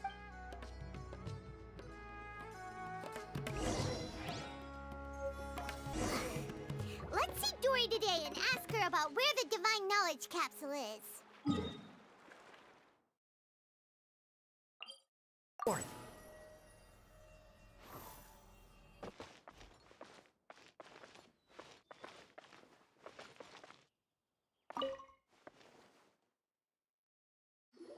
Here, over here! Oh, welcome back, my loyal patrons. What can I do for you this time? You name it. Canned knowledge, supplies, or anything else you need. I'll find a way to get it. Where there's a waterfall of Mora, there's a way. Can you really get us anything we want? Anything at all? Aha! So it appears that canned knowledge alone is no longer sufficient for your opulent appetite. Then please oblige me. Tell me what you have in mind. Oh! I knew customers with pockets as deep as yours would undoubtedly crave something more profound than ordinary canned knowledge. But you know, that kind of information isn't going to be cheap. After all, I had to work really hard to weasel my way into the auction site. Not to mention that if anyone found out that I was the leaker, I would be in big, big trouble. But how can we be sure your information is accurate? Paimon's curious how you just happen to have this kind of info the moment we need it. Because to me, anything of value is what I consider to be my supply. Therefore, I must always be aware of what's hot on the market in order to secure more sales. for the information's authenticity, well, you've no need to worry about that. I used a camera to take a picture of the transaction. That way, no one can dispute it. It's always a pleasure doing business with such sterling patrons. Now that you've paid in full, here's the scoop. The Divine Knowledge Capsule was purchased yesterday by a certain Misery, the leader of Ain el Ahmar. Ain el Ahmar? You mean the Eremites who worshipped King Deshret? Ah, so you're already familiar with them. The group has done everything in their power to obtain the Divine Knowledge Capsule. After all, they believe it contains the power of King Deshret. That Divine Knowledge Capsule is unlike any other canned knowledge I've seen before. It was glowing bright red. The capsule is clearly visible in the picture I took. You can look for yourself. Thanks for the info, Dory. Please, it's my pleasure. It's all thanks to discerning customers such as yourselves that my efforts yesterday were not in vain. Please, don't hesitate to contact me if you ever need anything else in the future. Mora for Dory opens doors. Well, we figured out where the Divine Knowledge Capsule is. It turns out it ended up in the hands of Ain el Ahmar. Let's head back and talk to Al-Haytham.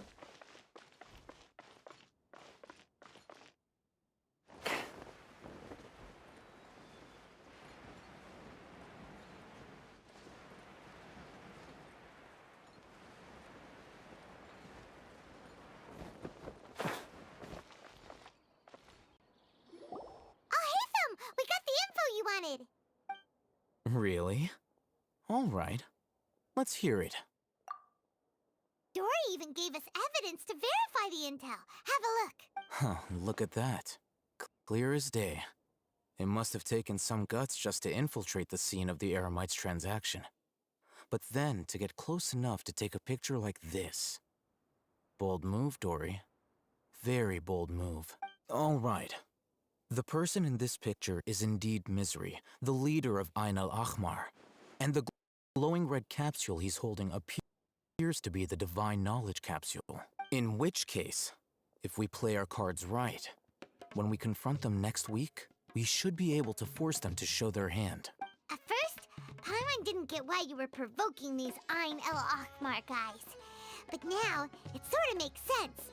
Everything's playing right into your hands. After we defeat them, we can finally have a serious talk with their boss and get them to lend us the Divine Knowledge Capsule. Thank you for your time and efforts. Take a few days off while I make some preparations. Let's meet up again on the afternoon of the arranged date, 3 o'clock sharp. See you then.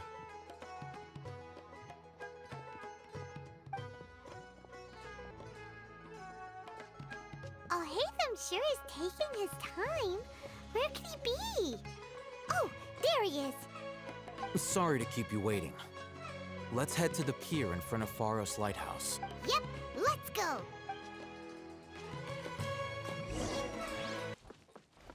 The wind rises.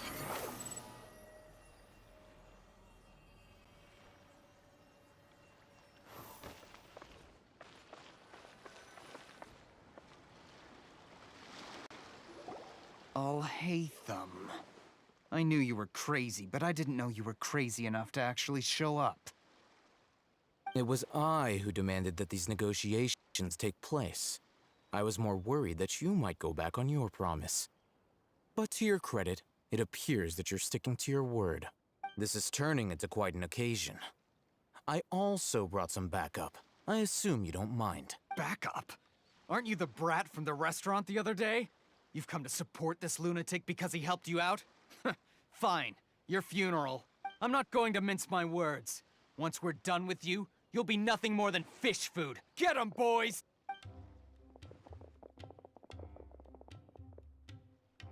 Uh-oh, here they come. Good luck, you two.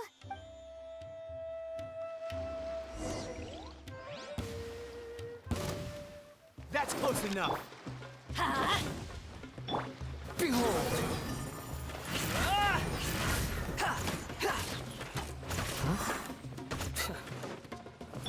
Where do you think you're going? Squall him!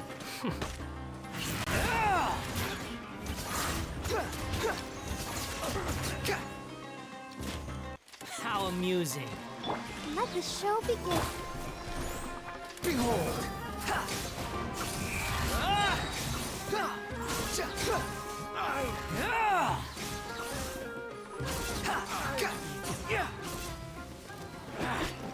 You dare to gaze upon me?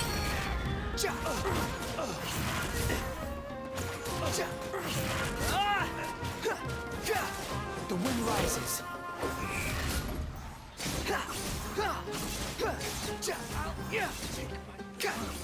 You won this one.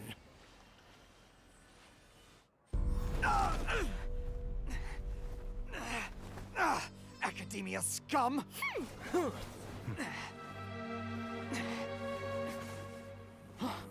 Boss! Finally!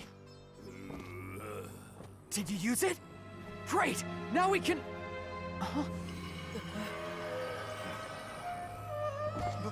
Boss? Boss!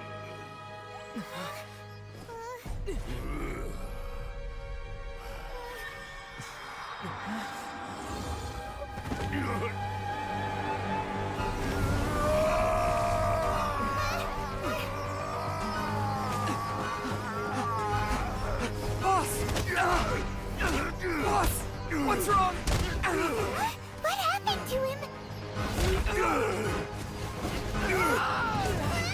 We have to cut his Akasha connection, now.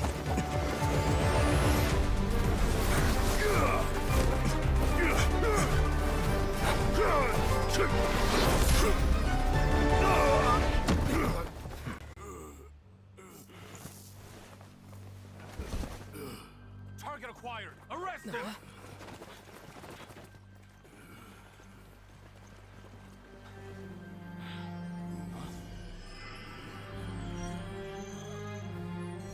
Do not impede our work. Is that understood, Alhaitham? Of course. I was only trying to help. Take him away!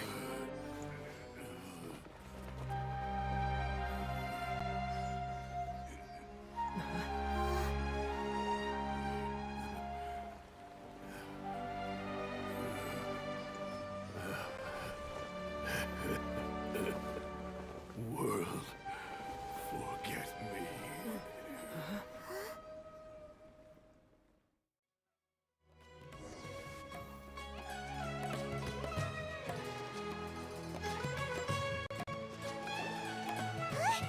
What in Tibet just happened? It's like that big guy suddenly lost his mind. It looks like he used the Divine Knowledge Capsule. You mean the Divine Knowledge Capsule did that to him? Oh, yeah. You mean how some researchers go insane after getting knowledge from Irminsul? I've heard of numerous incidents of researchers in Satyavada life going insane. The state that man is now in suggests that this is a similar situation. This Divine Knowledge Capsule does appear to be linked to the gods, but beyond that, it doesn't seem anything like the rumors suggest. Possessing it doesn't grant you divine wisdom or power. Did you hear what he said? World, forget me. What could that possibly mean? If the mantra took him away, then that means the Academia got the Divine Knowledge Capsule back, too. What a shame. We were so close. Still, Paimon didn't expect the Divine Knowledge Capsule would be so dangerous. Imagine if we tried to open it. Oh, who knows what would have happened to us? As things stand, there is no reason for me to remain in Port Ormos. I believe our collaboration has also reached its end. Oh, we were so busy trying to find the Divine Knowledge Capsule that Paimon forgot to ask you something. Since you're a member of the Academia, do you have any idea how we can go about meeting Lesser Lord Kusanali? Truthfully, I don't. Lesser Lord Kusanali appears to exist outside of Sumeru's entire administration. Most of the time, you wouldn't know she exists at all. Moreover, since the Academia possesses the Akasha, a symbol of our deity's wisdom, scholars have no reason to desire to make contact with the deity herself anyway. Everything about Lesser Lord Kusanali is such a history. I'm heading back to the academia. How about you two? It's almost the day of the Sub-Zero's festival. Maybe we should head back too. We've been rushed off our feet over the past few days, so maybe a little rest and relaxation will do us good. Then we'll part ways here, Alhaitham, until we meet again.